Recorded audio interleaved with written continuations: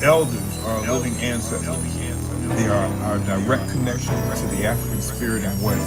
And we distinguish between elders and those who are simply older, whose menticide has driven some of us into a treasonous arrogance. Those who are truly elders are our seasoned visionaries. They are our proven warrior servant workers. They are those who uncompromisingly speak to what needs to be done, and this is a life of revolutionary sovereignty seeking experience. We hold our vision closer to their hearts because they are us on the horizon of return. Put your lighters up high, wave them round side by side. We gon' light up the sky where the ancestors ride. For the nights that we cry, but tonight we take pride, cause the spirit never dies. So through us, they alive. Put your lighters up high, wave them round side by side. We gon' light up the sky where the ancestors ride. For the nights that we cry, but tonight we take pride, cause the spirit never dies. We gon' celebrate their lives. Yo, I wonder if we seen the elders rise from the grave and they seen us today. What would they say?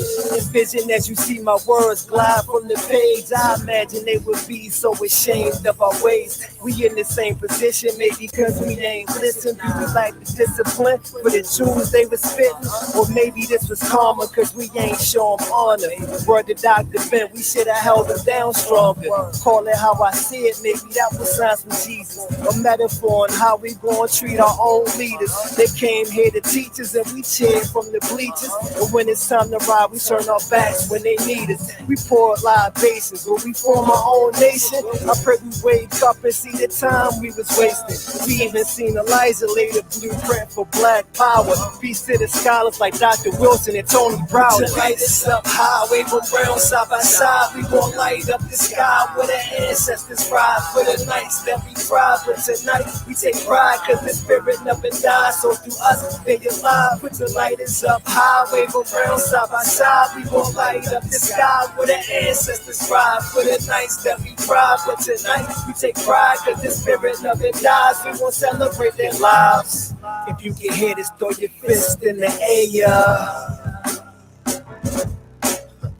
We gon' do this for our family that's here. Yo, this is the hour of celebration for black power. To all the soldiers and scholars, giving their flowers. The frontliners like Jabari and the soul vibers. They rep Tubman City, they set the bar higher. And them brothers like KT, the arts degree, they gon' carry on the legacy of Dr. Savior. Peace to Risen Islam and Brother Ben. With youth like them, we can end our own suffering.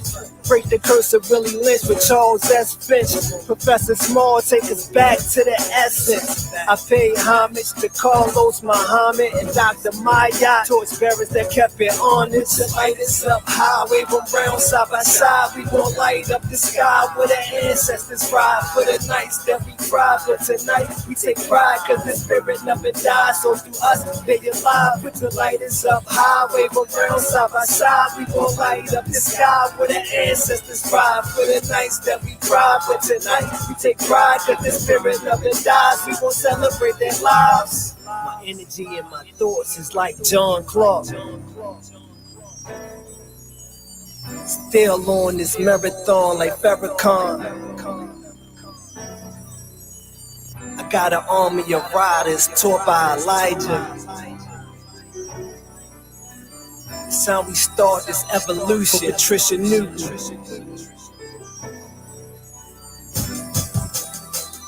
Peace, peace, peace to everyone under the sound of my voice. Welcome to another powerful discussion with your sister, Dr. Maat. You already see the title, family. I'm going to be paying tribute to Dr. Amos Wilson today. We know that on January the 14th in 1995, he became an ancestor. Ashe, he joined the pantheon. He joined the pantheon of ancestors. Ashe. And so anyway, family, today I will be paying tribute to Dr. Amos Wilson, and I have with me our good brother Knowledge Born Allah, as promised. But before we get started, I want to shout out a few people in the building that I see. I see the Maadian families in the building. Super Micah J said, what up? He said, yo, peace to your warrior. I see Bakari Jambar, peace and love to your family. He said, I say, oh, that's right. I say, oh. A beautiful mind. The Queen Mother's in the building. She says, peace and love to everyone. Good afternoon. I see peace and love is in the building. He said, peace and black power, my sister. Dr. Maat and family, peace to you. I see Archangel Nova is in the building. Thank you so much for coming over here, family. Brother Ankh and I, we were literally just on Sinetta University having a talk about, science and the importance of getting our children, involved in, in STEAM and science, technology, engineering, that double A, art and agriculture, right? And mathematics. And so the Archangel Nova was in the building. And so appreciate you coming on over here, Archangel. All right, I see peace and love, Sister Tiff, the moderator's in the building. Peace and love to your queen. I see Rob, the Jim Bay poet, is in the building. He said, peace, Dr. Maat. What is the best way to reach you? Via email is really good to reach me, brother. I'll throw my email address in the chat. I will throw it in the chat. I need to bring you to Baltimore, brother, for some lessons. Hold on. With my program and my students, I think they would love to learn how to play the djembe. It's a science to that. See how we can incorporate, how we can use art, right, to teach our children science and math and things of that nature. So anyway, my email address, brother, is dr.maat.msu at gmail.com, and I'll throw it in the chat. Peace and love to our good warrior. King Simon is in the building. He said Blueprint for Power is a must-have. I say, King Simon, I always tell folks that Blueprint for Black Power should be in every Black household, and not just be in every Black household, but it should be discussed, studied, and applied by every Black household. I say, I see Marcia Penda. Marcia Penda, peace and love to you. And Marcia Penda, I spoke with Brother T. Wolo earlier today, and I had proposed that we start on February the 19th. I have a lot of things coming up the end of January and early February. So I don't want to start the book club and then have to put it on pause for 2 to 3 weeks. So we're going to get started on February the 19th. Just wanted to give you that heads up. I see Brother Akil is in the building. Peace to you, Brother Akil. Peace to you. And I think this is the same Akil that I spoke to on IG. Go ahead and confirm that for me in the chat. I see Melanated Diasporian, or Diasporian. He said, peace, peace, peace. Who else we have in the building? Garrett Mary is in the building. Archangel said, I am subscribed. I got all the notifications. Thank you so much. And make sure that when you do subscribe, that, sometimes YouTube, they unsubscribe folks, because there were some folks who were subscribed to my channel and then they stopped getting the notifications and found out that YouTube have actually unsubscribed them. So, periodically just make sure that if you don't see me live, that you check to make sure that you're still subscribed to my channel. All right. Garrett Mary is in the building with the RBG. Peace to you. Okay. Akil said, yes, he is. All right. So I'm going to bring on my good brother Knowledge Born Allah. Peace to you, brother Knowledge Born. How you doing, warrior? African warrior god, Dr. Maat. Look, it's an honor and a privilege to be here on this auspicious occasion. Can you hear me okay? I hear you loud and clear, warrior. I hear you loud and clear. I love it. And I'm so thankful to you again for this opportunity to celebrate one of my greatest motivations. Yes. In the resurgence of the African mind. It began with, Baba Amos Wilson and Dr. Bobby E. Wright. They're like a week or so apart as far as birthdays is concerned. Oh, wow. King Simon would know that. King Simon, tell us in the chat. Tell us in the chat, King Simon. They definitely about a week or so apart in regards to their birthday. So, on their ascension days are very estranged. You see what I'm saying? So always want to honor them and give homage. I saw you was throwing up the books while the song was playing. I was jamming. You see what I'm saying? So I definitely wanted to share a couple of books that work in the realm of that psychology space that begin to speak to us, because our ancestor Dr. Bobby E. Wright, peace and blessings be upon him and his family, said we are entitled to have sick people like everybody else. So, we got the falsification of African consciousness. We got black on black violence like this. This black on black violence in the understanding and the layers in regards to the psychology that's associated with it. I have a series and I would love to get your thoughts on it. one day when you got some time, because I heard you say you busy, because you always booked and busy, Dr. Maat. You understand? Booked and busy. It's 2023, and somehow, some way, African people, we're still referring to ourselves in the most derogatory fashion, with the N word and the B word Come on. being the order of the day. So I definitely, had that research question, like how, like why. Like, I wanted to know how and why we're still referring to ourselves in this fashion after all of this elevation. Because we both was on the side, like, if we know ourselves and we learn ourselves and blah blah blah and all of this, right? We there, right? So we know Jesus' address, his telephone number, his credit score, and all of this. We got all our chakras aligned. We got all of the we got migration patterns and all of this stuff that's going on. We vegan. We got alkaline water. We following the saving diet. We got all of the Orisha and the Loa and the Neteru and Neteret and all of this. We got all of our, great accolades from heaven and earth. How now are we still, after all of this information and technological advances, we got iPhone 87, how we still N words and B words to each other in 2023? Like how? Go ahead. No, real. That's real talk. And go ahead. No. I was going to say, no, it just speaks to the power of, cultural dominance. When you're literally dominated, culturally by another group of people, and these people, they control the media, they control, the education system, they control, you get what I'm saying? The socialization systems, that would be the outcome. So we could sit here, like, so for example, right? Speaking to what you're saying, think about a child who grows up in a conscious household, right? An African-centered household. So we sit here and we pour, Marcus Garvey, Dr. Amos Wilson, Dr. Francis Cress Wilson, into our children and in others' family. I didn't name everybody, okay? Because some people get mad at me. Well, you ain't mentioned Dr. Ben. You don't mention. I'm talking about all of those prophets, right? All of those great, prophets. We pour their teachings into our children, and then when they get up and they go out here in a world, right? And they go into a world that isn't aligned with the culture and ideology of their home. And then, you as a parent, your voice becomes a whisper, and they get sucked into this world. So like you said, a lot of us, the teachings are out there, but a lot of us are literally sucked. You get what I'm saying? We're sucked into this European cultural reality, which is it doesn't reward Maadic behavior or Maadian behavior.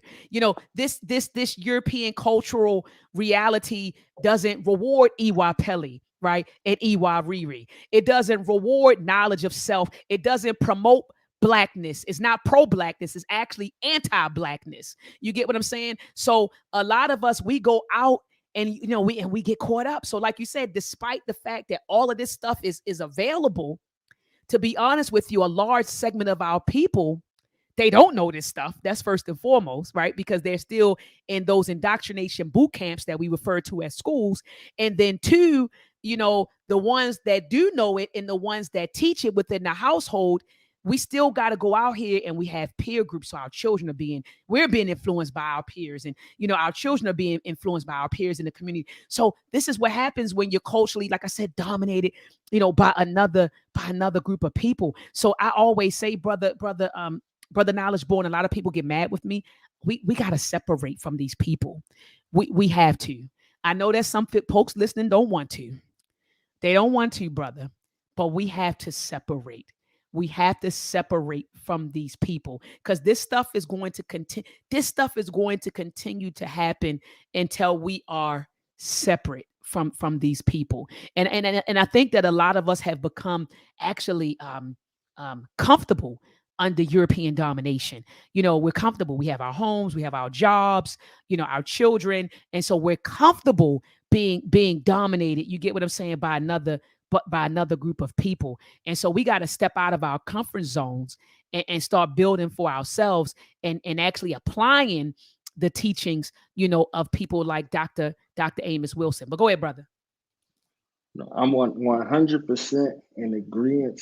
And this is why I have it. Like, it's a research question. So, as a scholar, the scholar that you are, we approach things from a research standpoint. You see what I'm saying? Absolutely. So I'm looking, I'm like, okay, can we get this together and can we lay this out?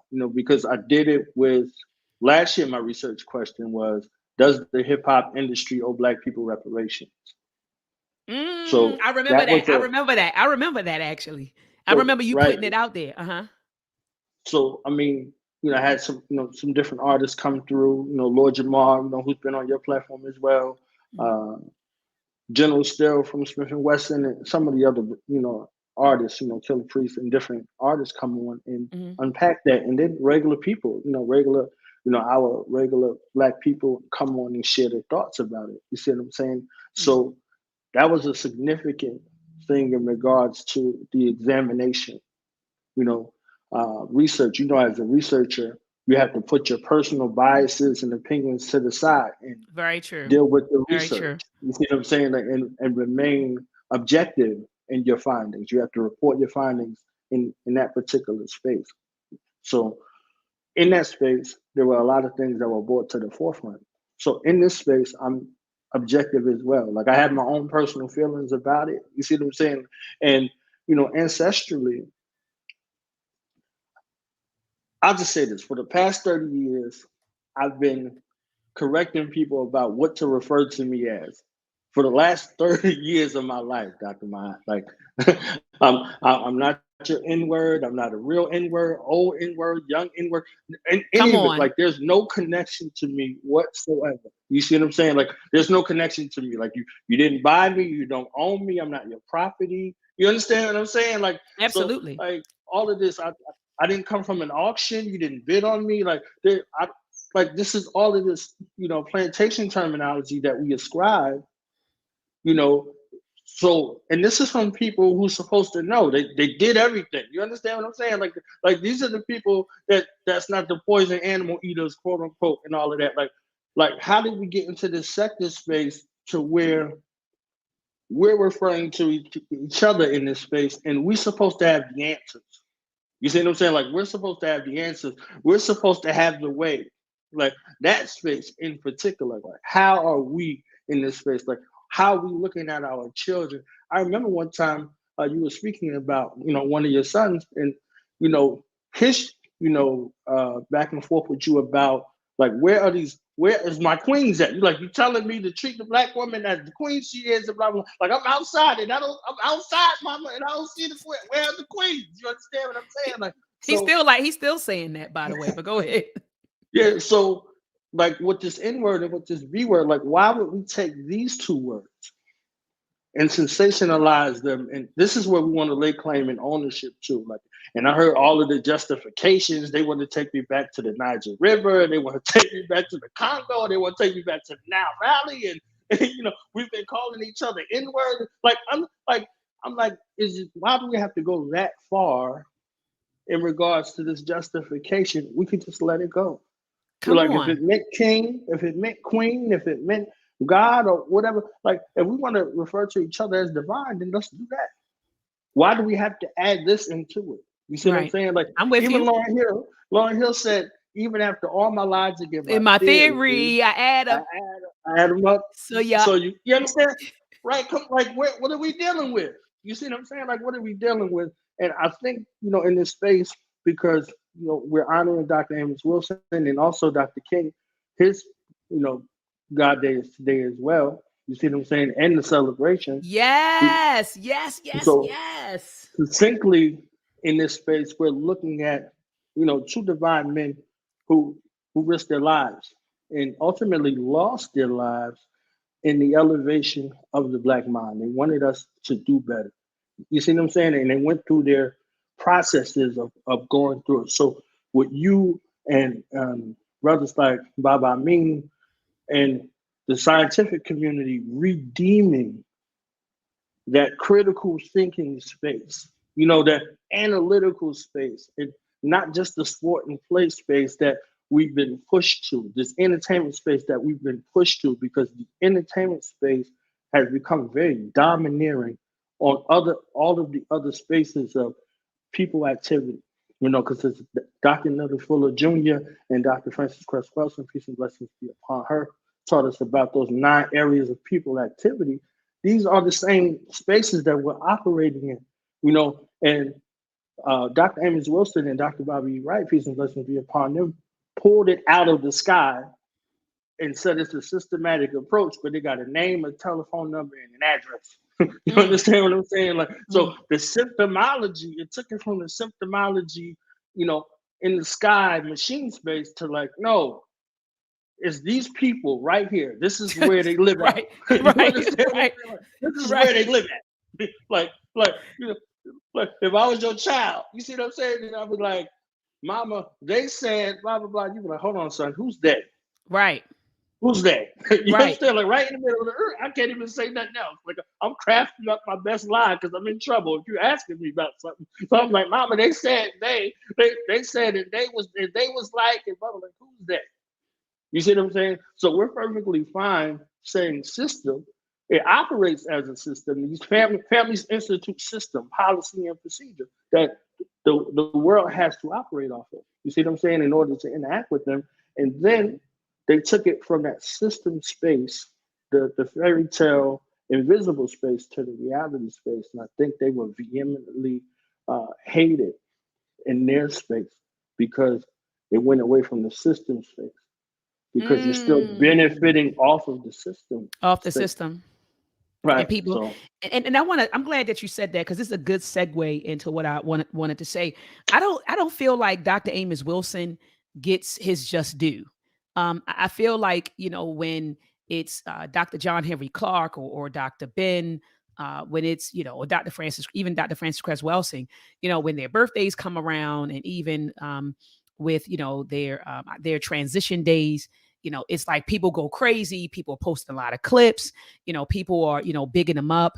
And, but Dr. Amos Wilson, he doesn't get the love that I feel like in the admiration and appreciation that he should get. People, they don't really uplift his teachings, the way they do others. And I'm not saying that this is a race. You know what I mean? Like, I'm not saying that, like it's a competition.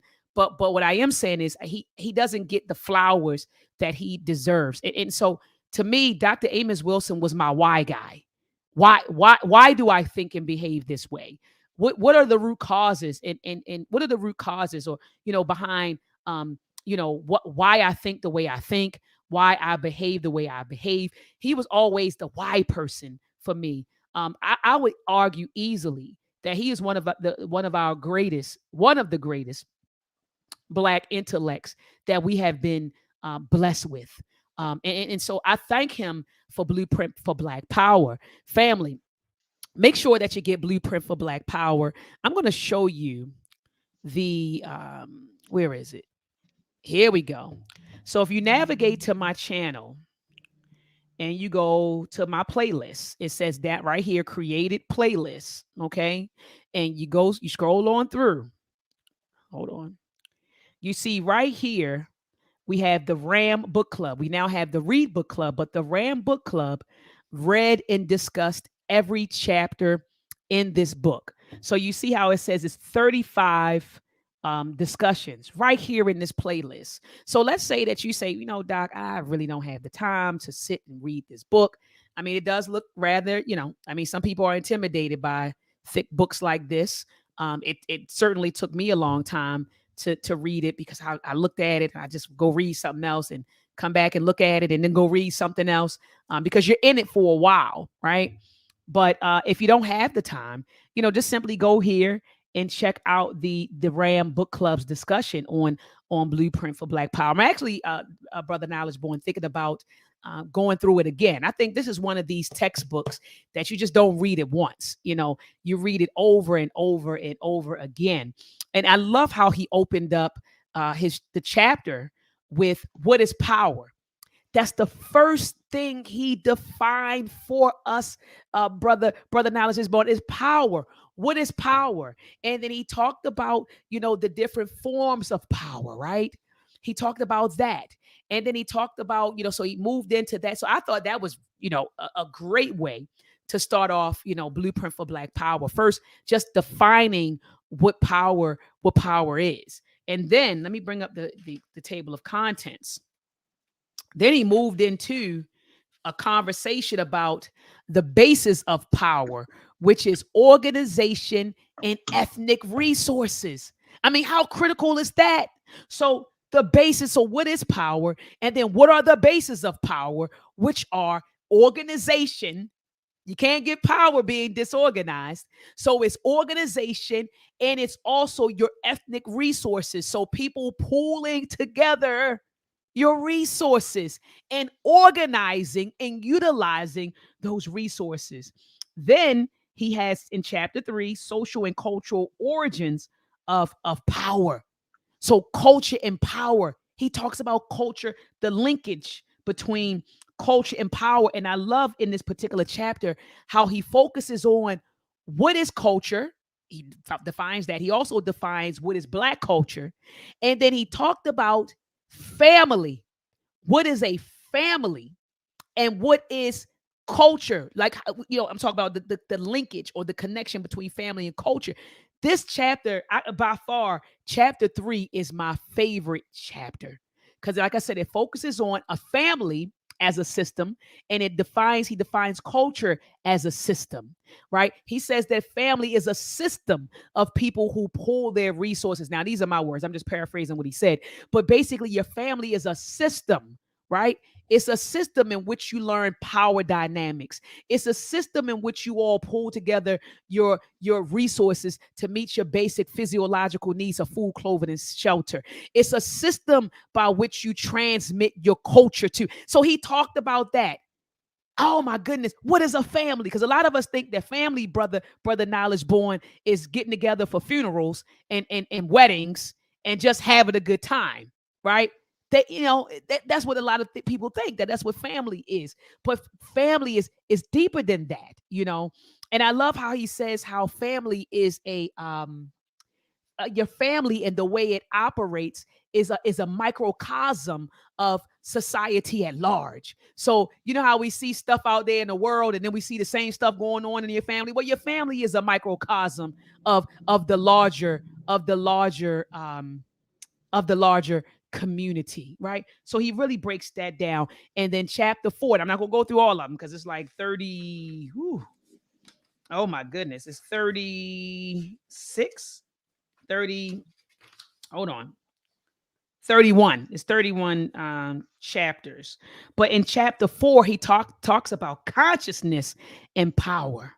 So come on, brother. You gotta. I'm passing that to you. I gotta pass that alley to you. Go ahead, brother. Knowledge. Consciousness and power. Starting off with power and then consciousness and power. What is consciousness?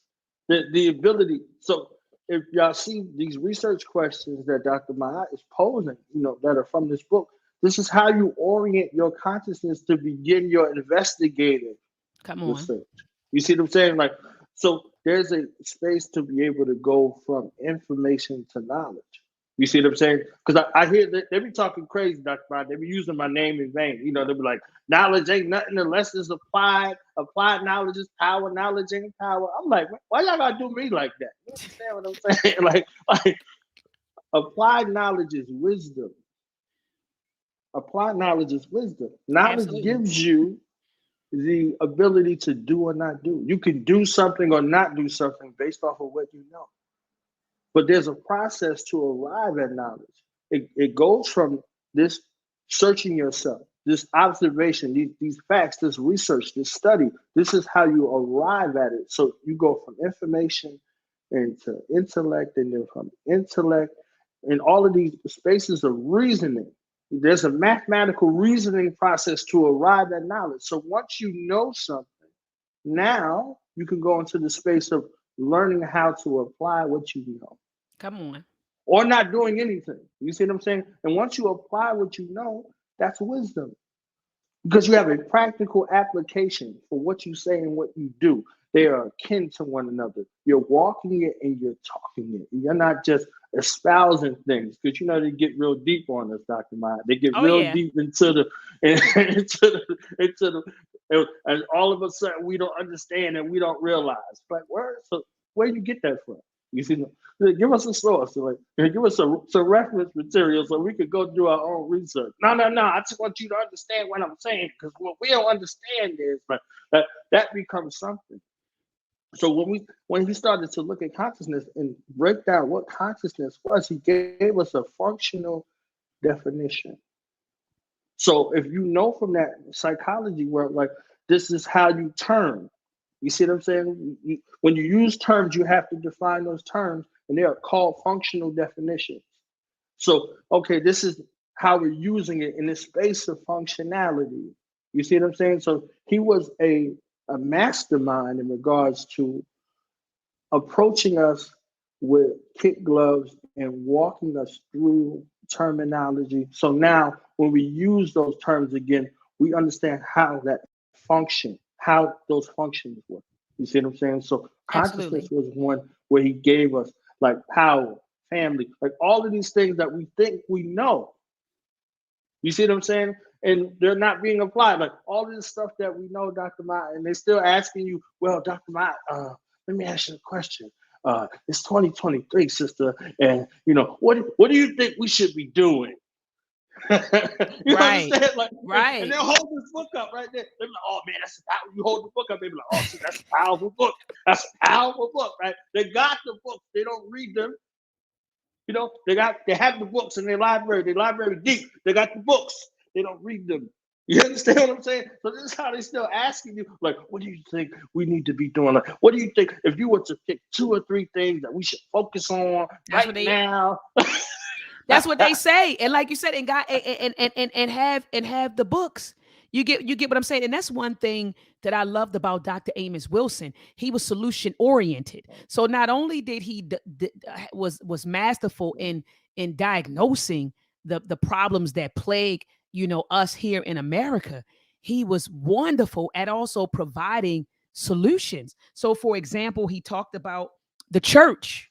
No, so not even before I get to the church, he talked about politics. He already said that the Democrats and the Republicans were 2 wings on the same plane, and he advocated for a black national political party. And even in the book, he said, I doubt if that candidate would ever win, but it would be a powerful strategy to organize the black vote and then to leverage the black vote to get what we need in the black community. So he talked about that. He also talked about, the black church. And he gave props to the black church. He was saying if only we utilized the black church more effectively. And he talked about how the black church was literally in the black community, the cornerstone at one point in the black community. And he said, hey, look, I'm fine with that, but let's make use of the funds, right, that are poured in the black church. Let's utilize it more effectively. So he talked about that.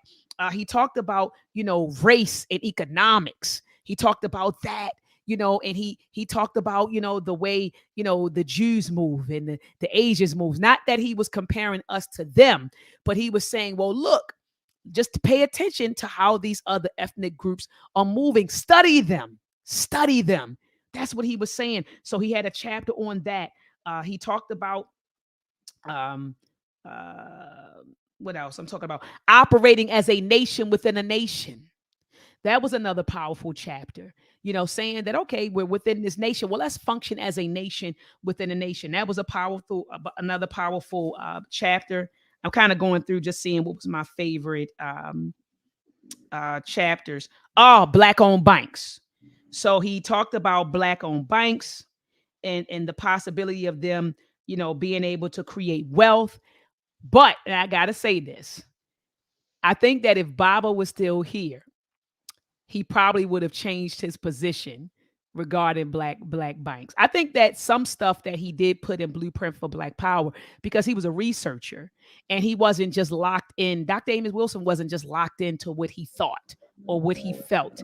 And information, as time goes on, we acquire more information and we change our position based on that information. And I know that he would have changed his position on a couple of things in this book. And I love in chapter 31, he ends with the crisis of leadership. And so he talked about the different types of leadership within the Black community. So you had the Black nationalist leadership, and then you had the neo conservatives. Uh, uh, um, um, you had that type of leadership, and what else?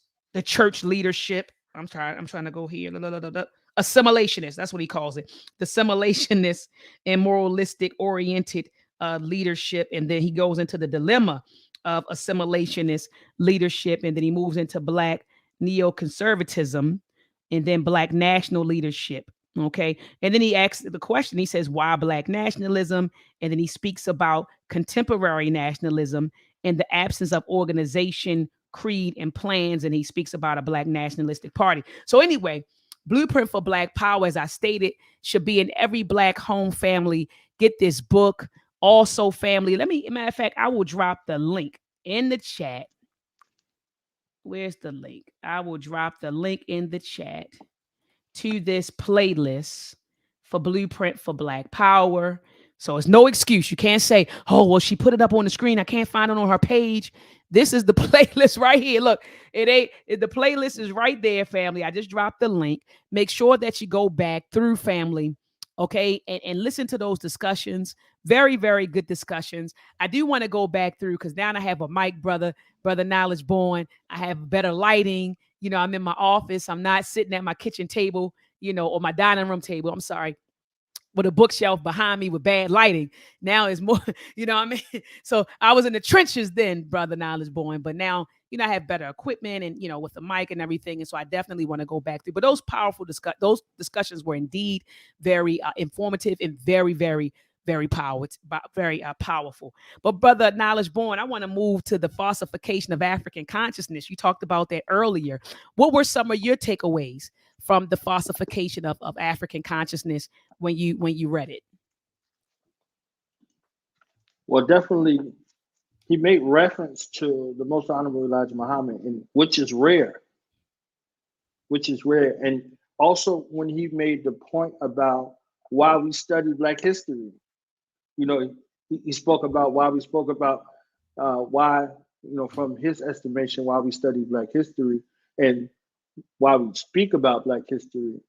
And he said that psychosis, this is a surmising of what he was saying, that we study this history, Black history, and we talk about Black history, you know, at the expense of white America. You see what I'm saying? Like, to convince white America of our worth and value and our significant contributions to history.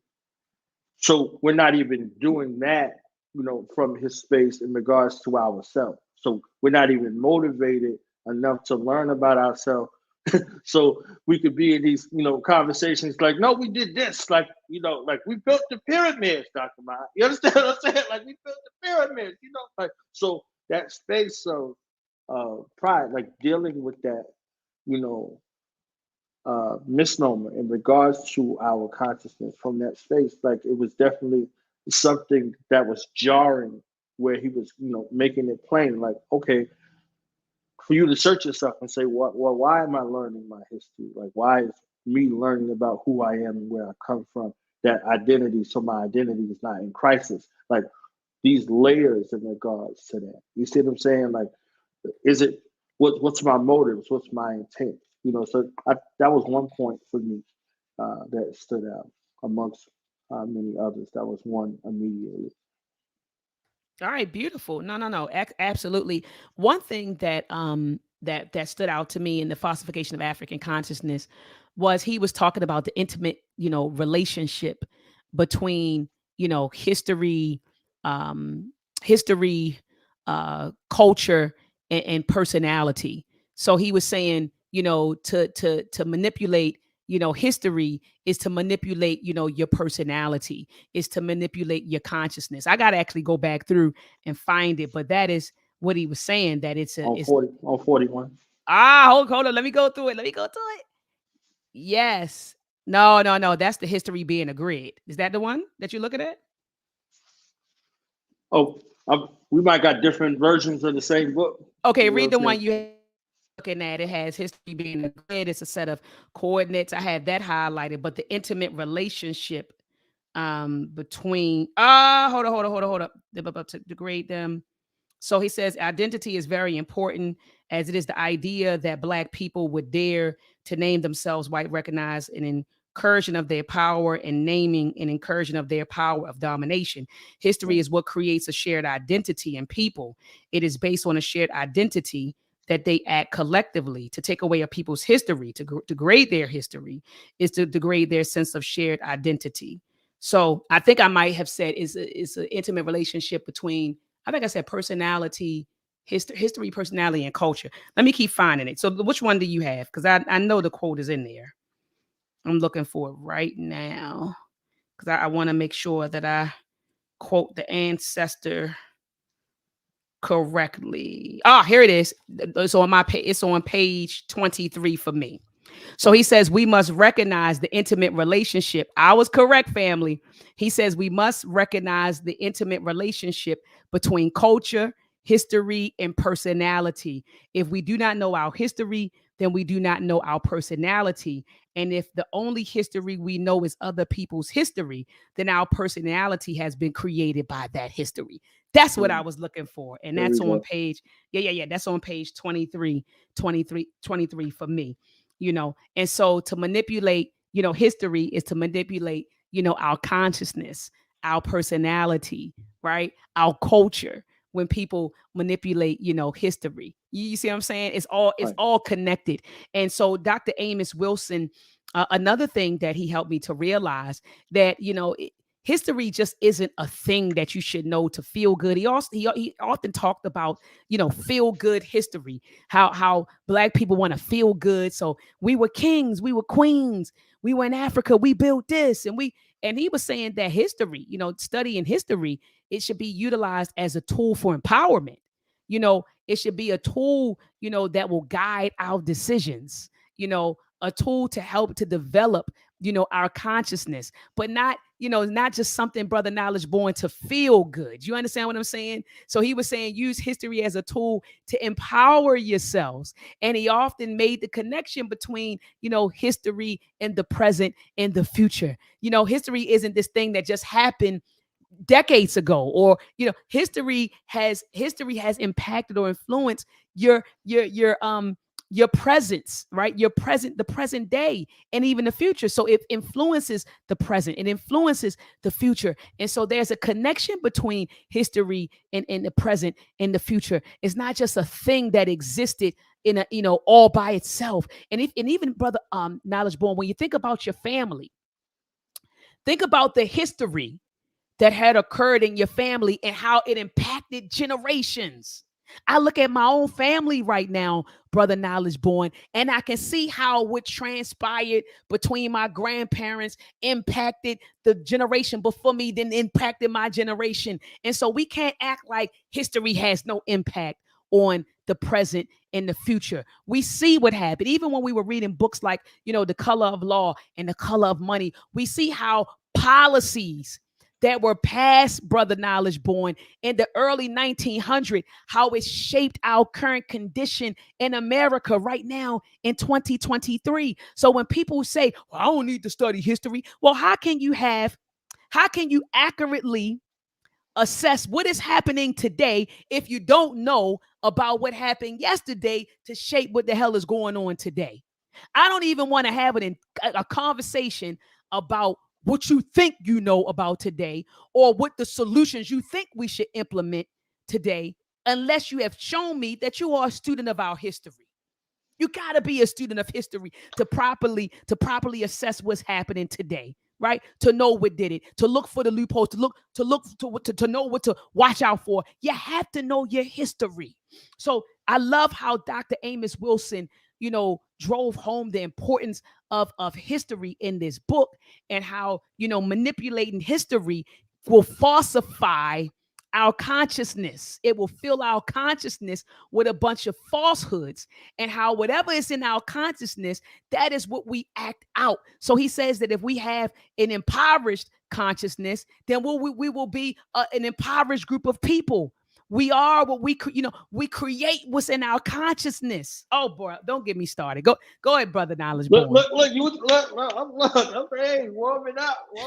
You see what I'm saying? Like, if I could jump right back to the blueprint for Black Power, just really quickly, Mm. one of those tables that he had in Blueprint for Black Power, where he went through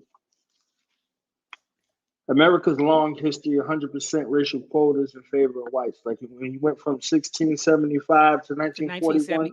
I thought like that. I thought it was 1975, 1675 to 1975, 300 Yeah, years. what it was, it's in the shy of 300 years, but it stops here in 1941. You see what I'm saying? Okay. Just to show the time, that 300-year time span. You see what I'm saying? That is there. In regards to that, I always present this, because people want to argue with you. I don't argue with people, Dr. Maat. Everybody's too deep. Everybody's woke and all of that stuff. You understand? I don't have no time for all of that. So I just go through. And so just the fact that 1675 is the first date on here, that's 100 years before America as a country. Mm-hmm. You see what I'm saying? Because they're always talking about, well, where's the 400 years and where's the stuff? Like, what are you talking about? And blah, blah, blah. I heard 400 years. I heard 500 years. Like, the inaccuracies in regards to when our ancestors were brought here, they go back from between the 1400s all the way up. So between the 14 and the 1600s, there are timetables that are accounts of our ancestors being brought here. But just 1675. Because sometimes we just throw terminology, like we throw dates and times and things out there, and we become astute with that. But 1675, 100 years before America, 100 years before America, this is happening. You see what I'm saying? So just to add that context in regards to the reference when you're talking about, being a student of history, like you don't even know anything about this place that you're at. Like you're an American and you don't know anything about America. Come on.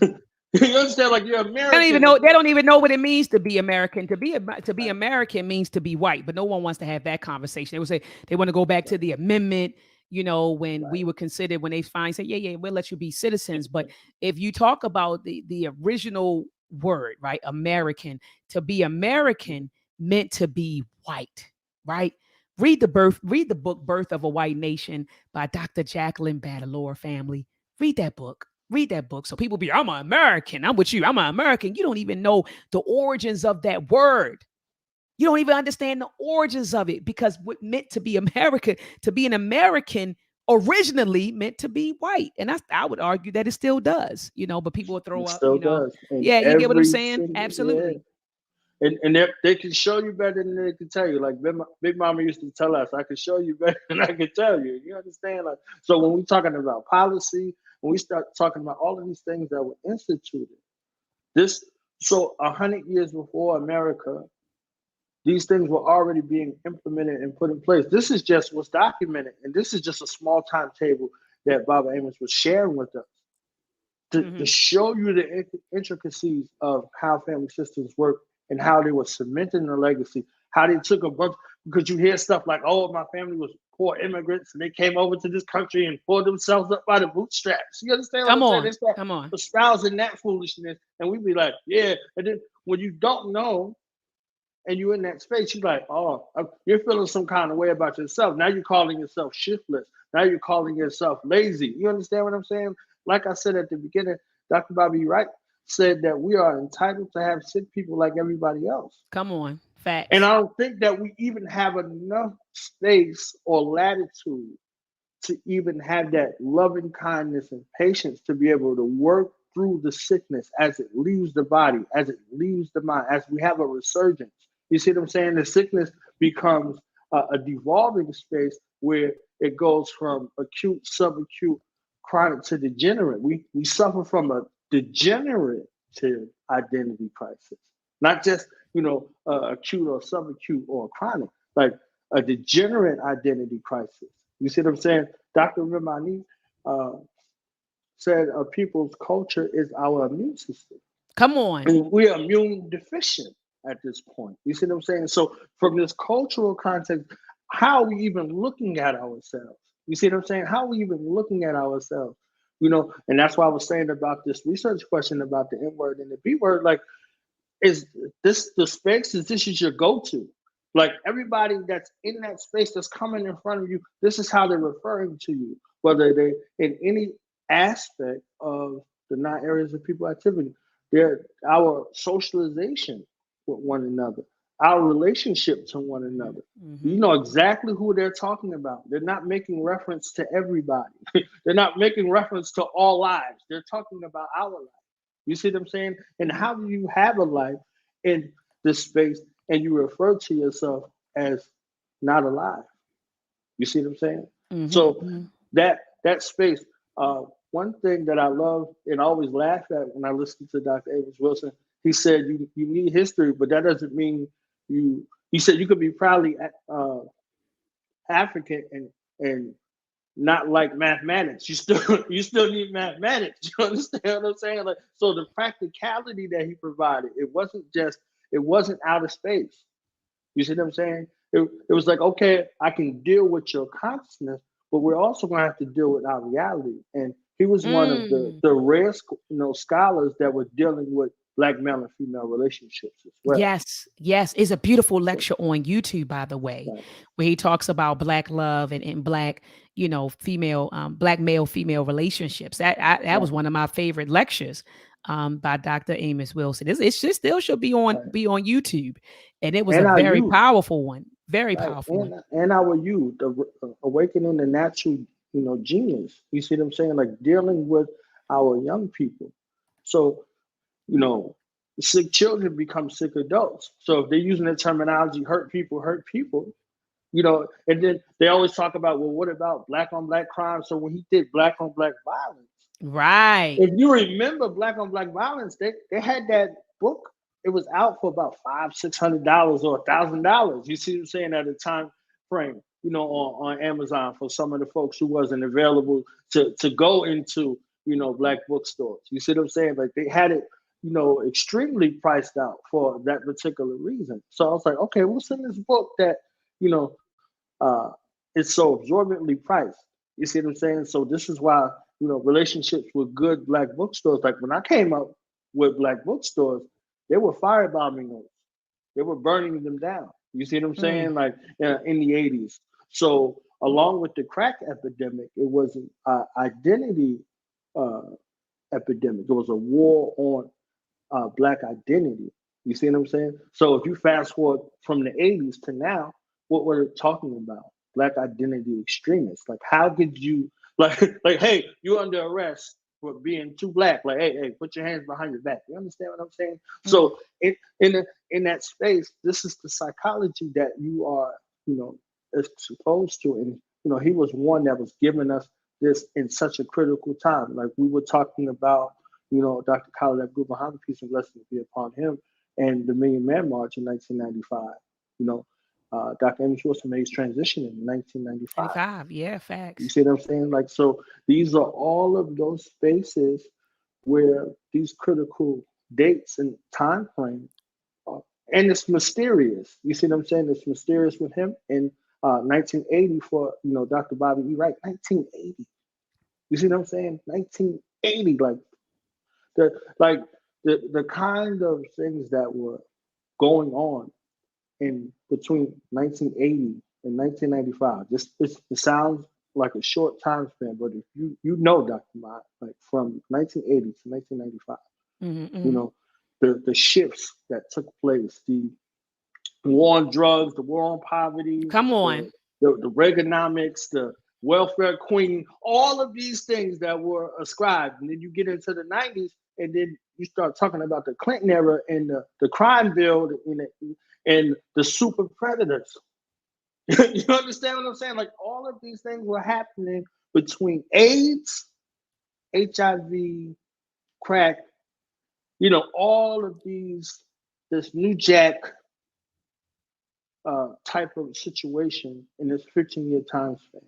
And we had, valiant Black scholars, who were dealing with the reorganization of our consciousness, to be audacious enough to do it. Right, you see absolutely, what I'm saying? Absolutely. In that time, because there was a break in between. There was things that were lost in translation between the 60s and the 70s, between the 60s and the 70s, and then back into the 90s. Like there's a time frame, there's a generation that's lost. Like we have a generation that is disconnected and disconjoined from us. This is why I love you in the way that you do, because you are reaching back to that next generation.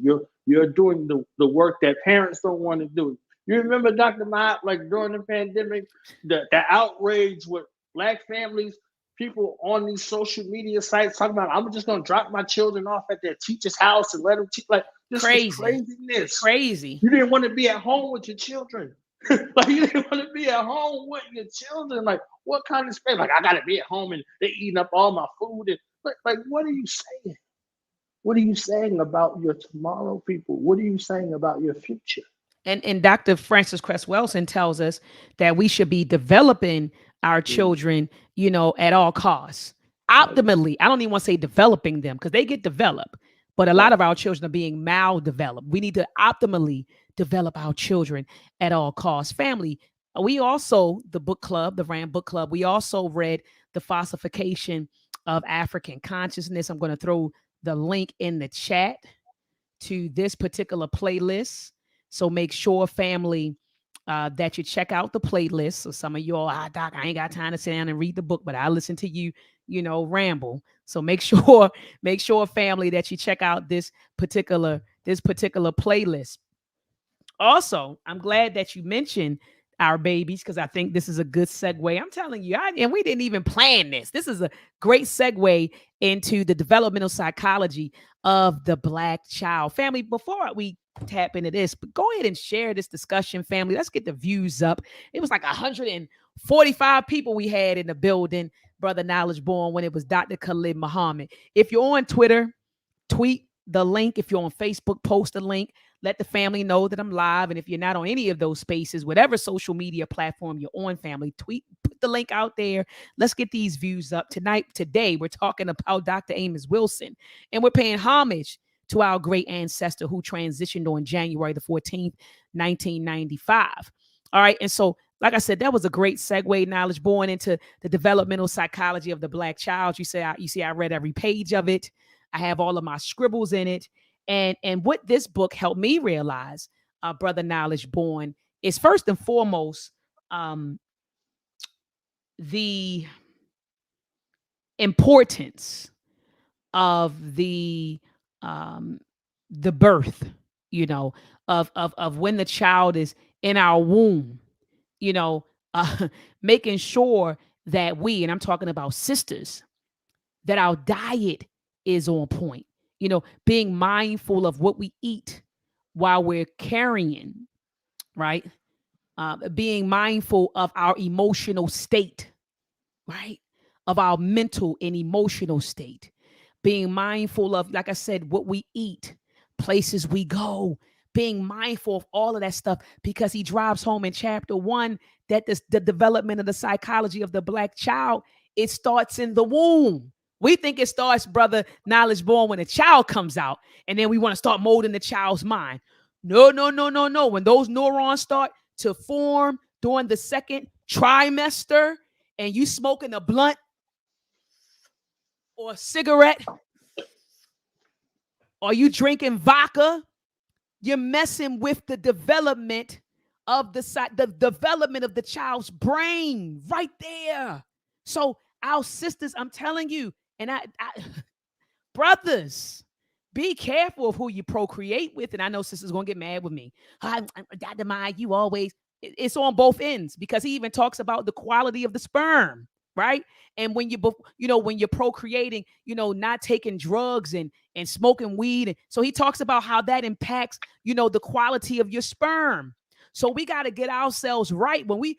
Shout out to Baba Emotep and Mama Fatty You. Before they had both of their sons, he told me they fasted. They said they fasted, Brother Knowledge Born.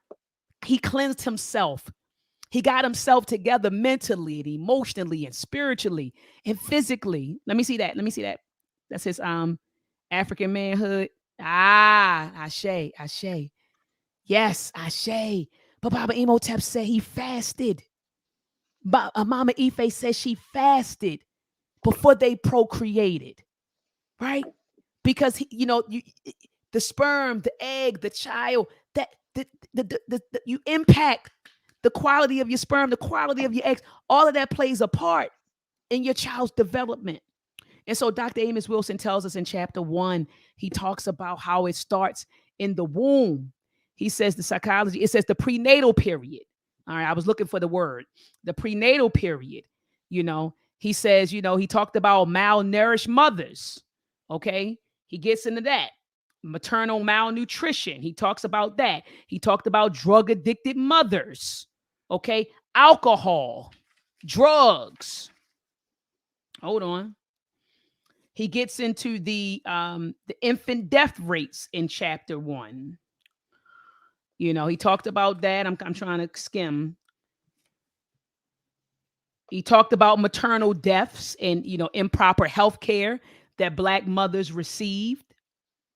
He talked about family size and intelligence. He talked about maternal emotions, where he says how the maternal emotional states are converted into embryonic and fetal emotional states through a rather complex series of actions and reactions, wherein the autonomic segment of the central nervous system activates the endocrine glands to facilitate the particular emotional state by secreting hormones directly into the bloodstream. Golly. So as a mother, you got to be aware of your emotional state.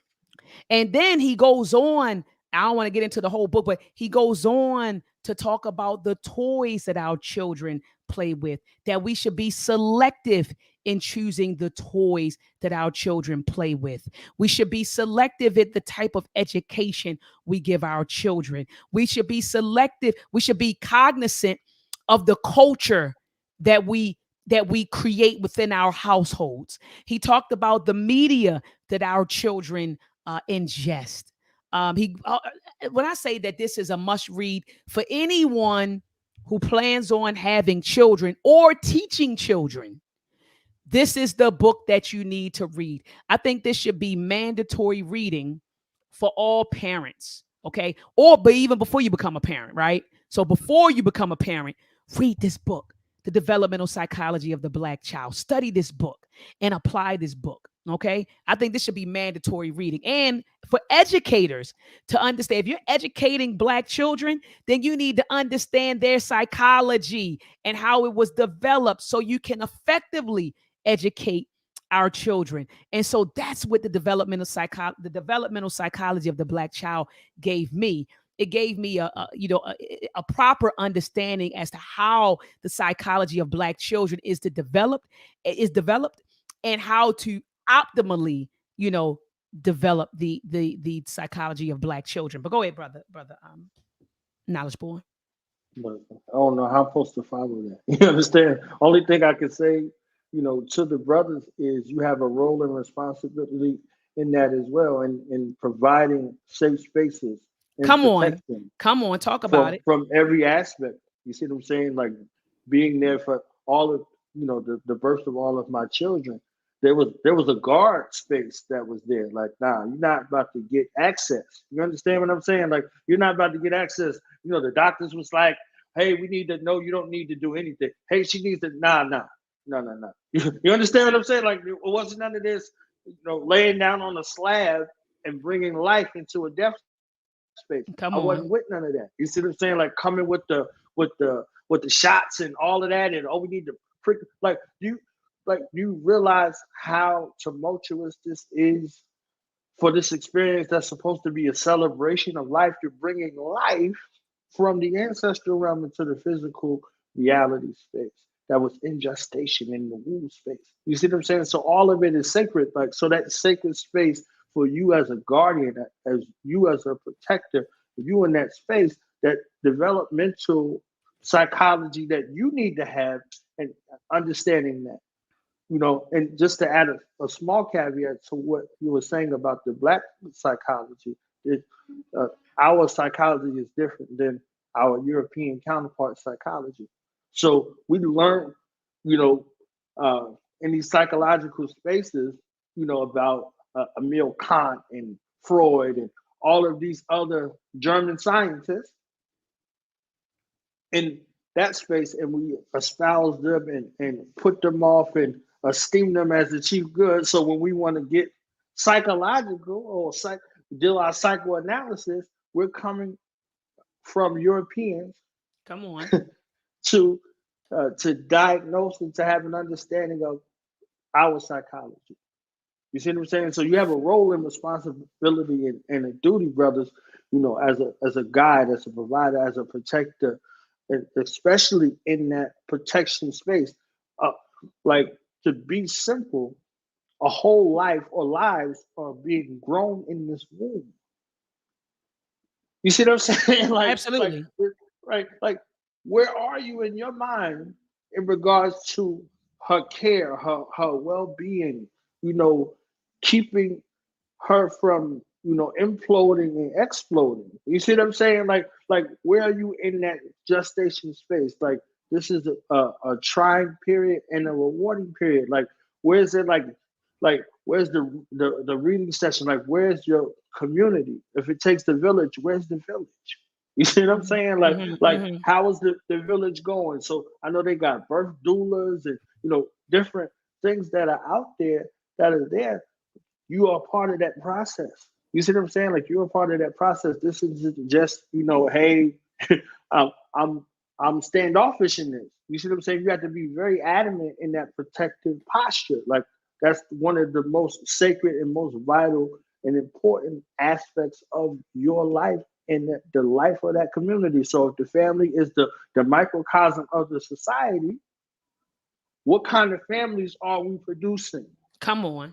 What kind of children are we producing? I know, Dr. Maat, look, I'm telling you, like, you one of the boldest Africans I know. You said we don't love our children. They got mad with me when I said it. Now, and I didn't mean like love. And I got Dr. Amos Wilson to back me up on this. I didn't mean like you don't feel, you get what I'm saying, that you have no feelings towards your children. But I'm talking about, like, we really, like really like loving. You get what I'm saying? And love is action.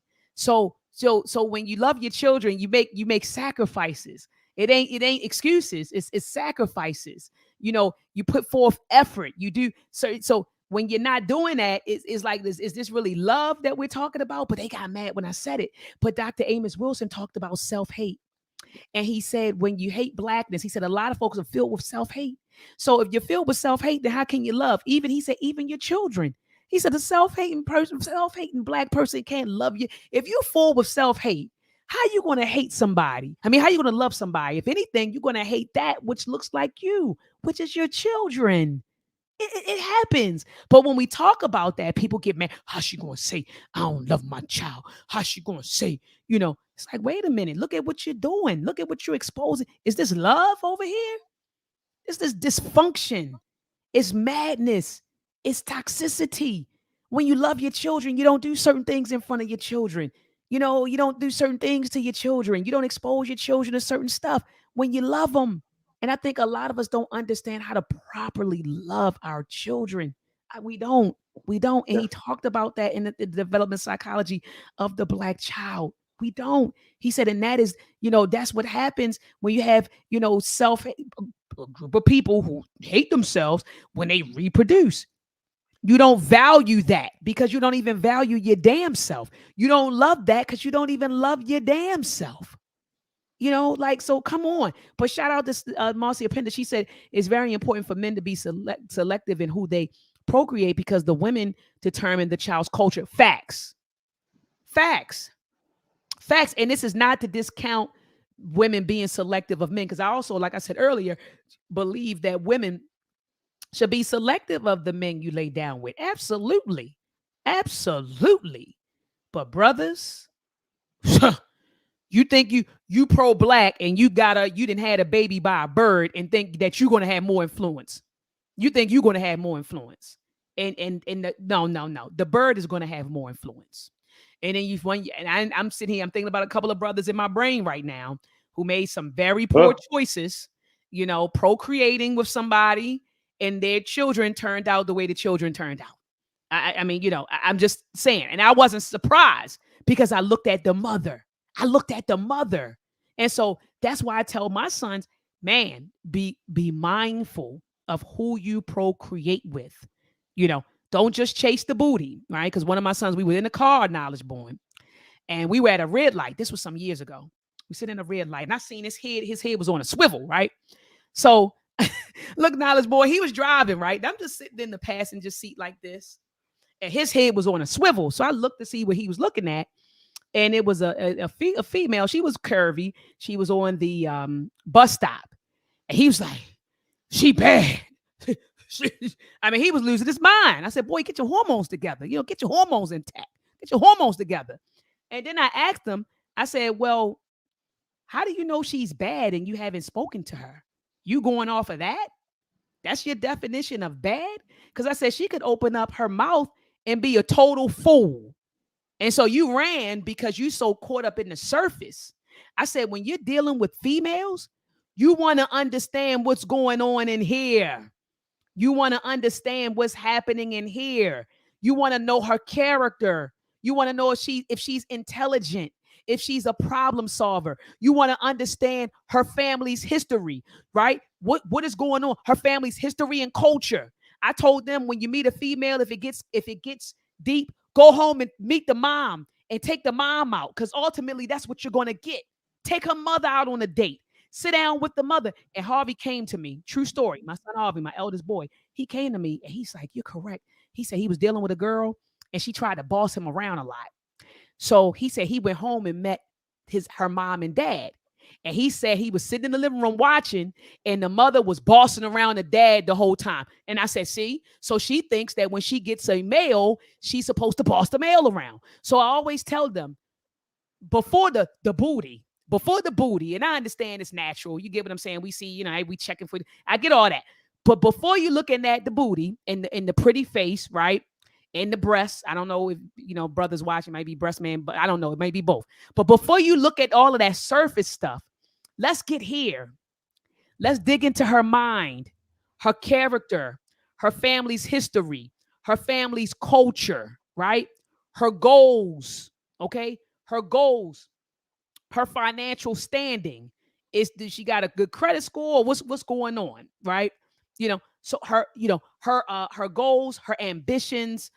Is she a self-motivated girl? Is she so, you know, things of that nature? That's the type of stuff that we need to be training our children, not this surface crap, because it's bull crap at the end of the day. And when our brothers chase women and for superficial reasons, or lay down with women for superficial reasons, you end up having children by this bird.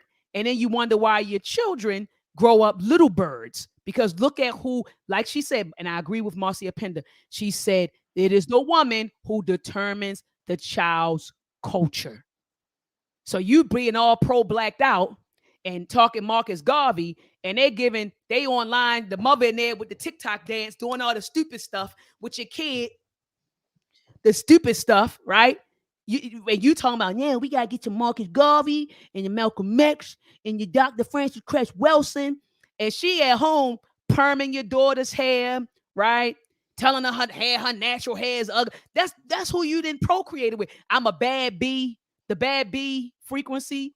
Because a lot of those, I ain't gonna say a lot, there's an element of sisters who's on that kick, the bad B frequency. I've even seen TikTok videos of women with their children and referring to themselves as bad Bs. And then you wonder why the daughter grows up and wants a girl that's a bad B, or why your son grows up and he wants a girl that's a bad B, because you had a baby by a woman who considered herself to be a bad B, right? So we got to do better. So I agree with you. I know I kind of went on a tangent. No, that was a perfect, but yeah, man, actionable example. Yeah, man. Look at what my nephew said. Look at what my nephew said. He said, "Mom, she's bad." He was correct. He was correct. He was correct. Like he was warning himself, unbeknownst to himself. Like, you see what I'm saying? Like he's like, he didn't say, "Mom, she's good. Mom, she's great. Mom, she's excellent. Mom, that's black excellence right there." He said, "Mom, she's bad." You see what I'm saying? Absolutely. That's why they want to be the baddest B. Like this is what you're saying. Like, you're saying like you're the baddest female dog. Like, literally, this is what you're saying. Like, yeah. still Still, Trina said, still the baddest, and ain't a damn thing changed. Come on. And now you got issues in your life because you had millions of people around the world referring to you as this. This is what you're doing. You see what I'm saying? Like, this is what not only are you saying this in your song, but the world is saying this African call and response, and the power that you wield out there of the spoken word. This is what you're uttering to the world. You see what I'm saying? So you're like, oh, I'm Black excellence, and the world saying you're Black excellence. We're Black excellence. That's something different than saying you the baddest beat, and ain't nothing gonna change in your life. If you say still the baddest, ain't a damn thing changing. Oh, what did you just say? Right. Okay, this is what you want. You see what I'm saying? And anybody ingesting that and espousing that, this is how you're finding yourself in the decadent space. At the same time, so shout out to Harvey for getting the truth out there. She's bad. No, that She was bad Isaiah. off. that was Isaiah. That Isaiah, one. And that's that's a bad. That's bad. That's bad off. Like, yeah, this is a bad position that she's in. You understand? No. He was saying bad as in. I understand. Okay. Yeah, right. Well, I understand. Like we could reverse engineer that and have it turn that bad land into useful land. Like, okay, like this is what you're really saying. Like, this is a bad position to be in. She put herself in a bad position. She can change that position. She can change the terminology. She can change how she sees herself. You see what I'm saying? She could throw off them shackles of mental colonialism and come into a space. She ain't got to be a bird all her life. You understand what I'm saying? Like that. He said, when the last time you took one of those chickens and made some chicken soup? You see what I'm saying? Like, so where's the transformation? Like, we still have organizations out here that can help reform you, that can resurrect you from a mentally dead state. You see what I'm saying? In a spiritually dead state. So you don't have to be bad. You can be good. God is good. Did they say all the time? You know what I'm saying? Like, so you can be God all the time. You can be good and God all the time. You see what I'm saying? You don't have to deal in the decadence of that. You see what I'm saying? So there's a space for your reformation, and this is why I love Dr. Amos Wilson, because he dealt in the reformation. He wasn't talking over our heads. He was talking the condition that we found ourselves in. And then with him being solution oriented, these are steps that you can implement to come out of this position. He gave us a blueprint for Black Power. He didn't just say we need Black Power and went and sat down. You see what I'm saying? Like he went through the diagnosis and then steps for the prescription. You see what I'm saying? So a restoration space. Absolutely. I'm trying to see what Sister Danielle Knight said. She said, I have to disagree respectfully because Michael Jackson was saying the same thing and nobody said nothing. What was Michael Jackson saying? I'm kind of lost. Maybe I wasn't keeping up with the dialogue in the chat. But what was Michael Jackson? What was she? Go ahead. The reference to I'm bad. So that's what she's talking about. Michael Jackson said, I'm bad, and he has some issues in his life with I'm bad. You understand what I'm saying? Like, he has some issues in his life in his life because of that. Like, he put that out around the world. He also said they don't really care about us. You understand? And that was an issue for him, because he talked about a certain segment of the population capitalizing off of our suffering, and they made him take it out of the song.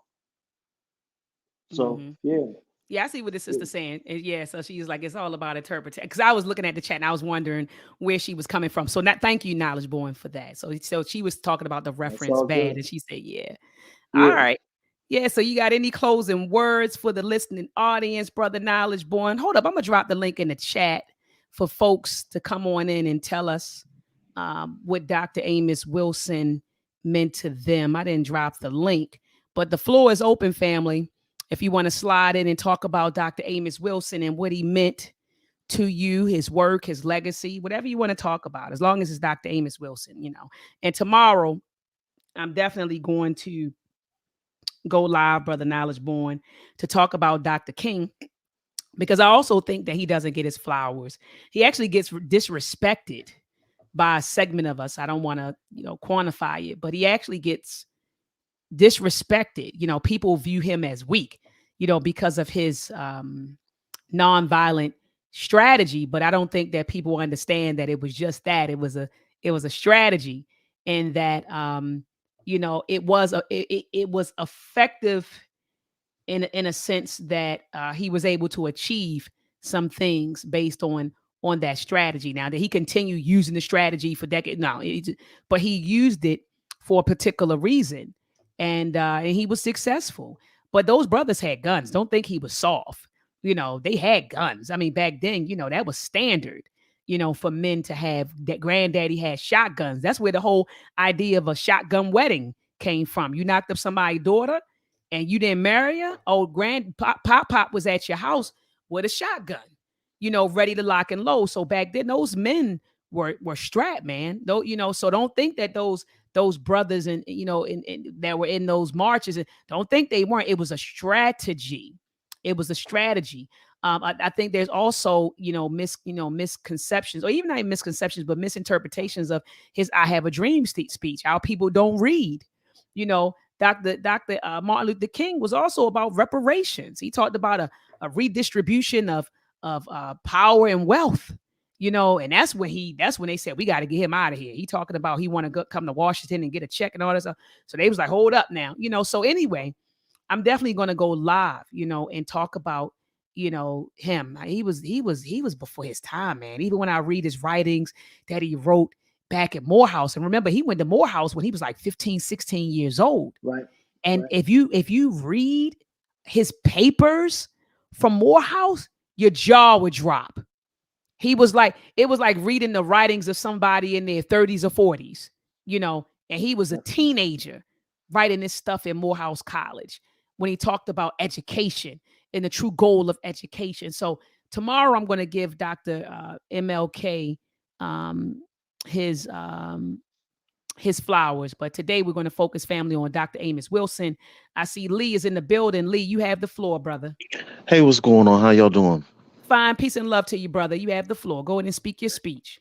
I just want to say, I'm grateful for Dr. Amos Wilson, because it's, that saying where people say birds of a feather flock together. I think it applies in thought as well. And it was by accident that I came across Dr. Amos Wilson, but I always felt the same way for some odd reason. And eventually I stumbled upon his videos, and when specifically dealing with relationships between black males and black women. And that's how I ended up discovering him, because I wanted to learn something new. And he taught me, if you all pull up a video about the relationships when it comes to black men and black women, there's a old video of him on YouTube, and he broke that down. And I thought that was very interesting. It was very helpful. And then that's when I began to delve deep into his works, and also even have the blueprint for Black Power as well. Excellent book. So yeah, I just want to say he made me take a different perspective, look at things from a different perspective, I should say. And so he's very important, and I'm thankful. No, absolutely. I mean, I couldn't agree with you more, brother. So you say you were thinking some of the same things, and you just stumbled across his stuff on YouTube? Yes. Well, somebody played a clip, or just No, it was just I was wondering, I was thinking about things as far as relationships, and his video ended up being the one that popped up. So I was like, let me just tune into this and see what he's talking about. And it was about relationships between black men and black women. And then later on, it increased and to go on other different places. He talked about political things, about education, and that's that's how it went. Yeah, absolutely. And I love his conversations about his discussions on education. I mean, he helped me realize, education is not just this thing that you get, right, in order to get a good job. He said it's to ensure your biological survival, to advance your interests, and Yes. so that is what, that's what it is, He so. always mentioned, Pavlov, positive reinforcement, and how we are to see science, and redefining what things mean to us, and words, and and how we need to actually start seeing ourselves as the rat in the place where they're trying to control whatever it is, and that's what a lot of us are missing. We think that we're making it, but really it's a game being played on us. Absolutely. And I love that he always be like, yeah, they running a game. Remember that Amos was always say, they running a game on you. They running a game on you. But he's right. He's right. He's right. He's right. And I love what you mentioned about the rat. He talks about that in Falsification of African Consciousness, the whole concept of Skinner rat, and how they were able to train a rat through rewards and punishment. Remember when the rat did certain things, they gave it cheese, and if not, they shocked it or did something crazy to it. But Hmm. he talked about that, and that's how we're literally conditioned, here in the Americas. And so, anyway, I do agree with you, man. Dr. Amos Wilson was a phenomenal teacher, man, educator, and he talked about so many things: politics, economics, culture, family, education, just everything, so absolutely, brother. So thanks for coming on and sharing your thoughts and views about Dr. Amos Wilson. Appreciate you, brother. Definitely. Peace and love. Peace. Oh, that was cool, man. I love that he came on in. Come on, family. I dropped the link in there. Now, and if you ain't coming in, brother Knowledge Born and I are going to get out of here if you don't come in. We want to hear from you. We want to And hear from definitely you. share the stream. I know a lot of people are watching now, but send it to your friends, send it to your family, send it to some of those folks that may never even heard of Dr. Amos Wilson or his work or Exactly. any of his books. Like share some of the videos. Like this is what this is, and this is why I love this platform in the way that I do. This you could always go back, like you know, Dr. Patricia Newton was right here on Yes. this platform. Like I have my hand over my heart. You understand what I'm saying? Like Yes. her here, like her presence here, and the work and contributions, like extrapolating from the great minds while they're still alive as well. So like there's a Absolutely. celebration of our departed ancestors. There's also a space amongst our living ancestors. You see what I'm saying? Those ones that are here. So Ashe. share the video with your family. Support Dr. Maya and all of her works. You see what I'm saying? Give her flowers right now, y'all find her PO box and send her some flowers in real life. You understand what I'm saying? Like we, just like everybody needs motivation and positive reinforcement. Like who helps the healer? You see what I'm saying? So many of our sisters be going through it, brothers be going through it, and they're there for everybody. But who's there for them? You see what I'm saying? Like who's there for Dr. Maat? Like Dr. Maat need a standing army. You see what I'm saying? Because for her intellectual prowess and her boldness, you understand what I'm saying? Like she needs Ashe. to be insulated and protected for her to continue to do this work in the way that she does. So let's let's put our arms around her and her family and the work that they're contributing to our resurrection and our rise. That Ashe. might be Bible right there. No, Ashe. Ashe. I see Baba Meeks is in the building. Peace and love to you, Baba Gerald Meeks. How you doing? Uh-oh. Can you hear me? Yeah, I hear you. Let me turn you down in my headphones, though. Okay, let me turn down something too. How about Baba that? came on like, boom, you hear me? Peace and Okay. love, Baba. How you doing, All Baba? pretty good. Give love and peace to you, Dr. Maat, and to the young man. Now, I don't know nothing that much about Dr. Amos Wilson, because like I said, I only been in this for a few years, but I like the presentation and what you was talking about and different things about the things that he did. So I'm gonna have to go back and look at a lot of his videos, and learn a lot about him. But I really don't really know a lot of not that much about Dr. Amos Wilson. This first I really even heard of him. Oh, But yeah, it sounded Baba. like he was a great man, and seemed like he cared about the people. And so that's about all I had to say about it. I'm putting my other picture back up there. I don't know how that got up there, No, but it's all good.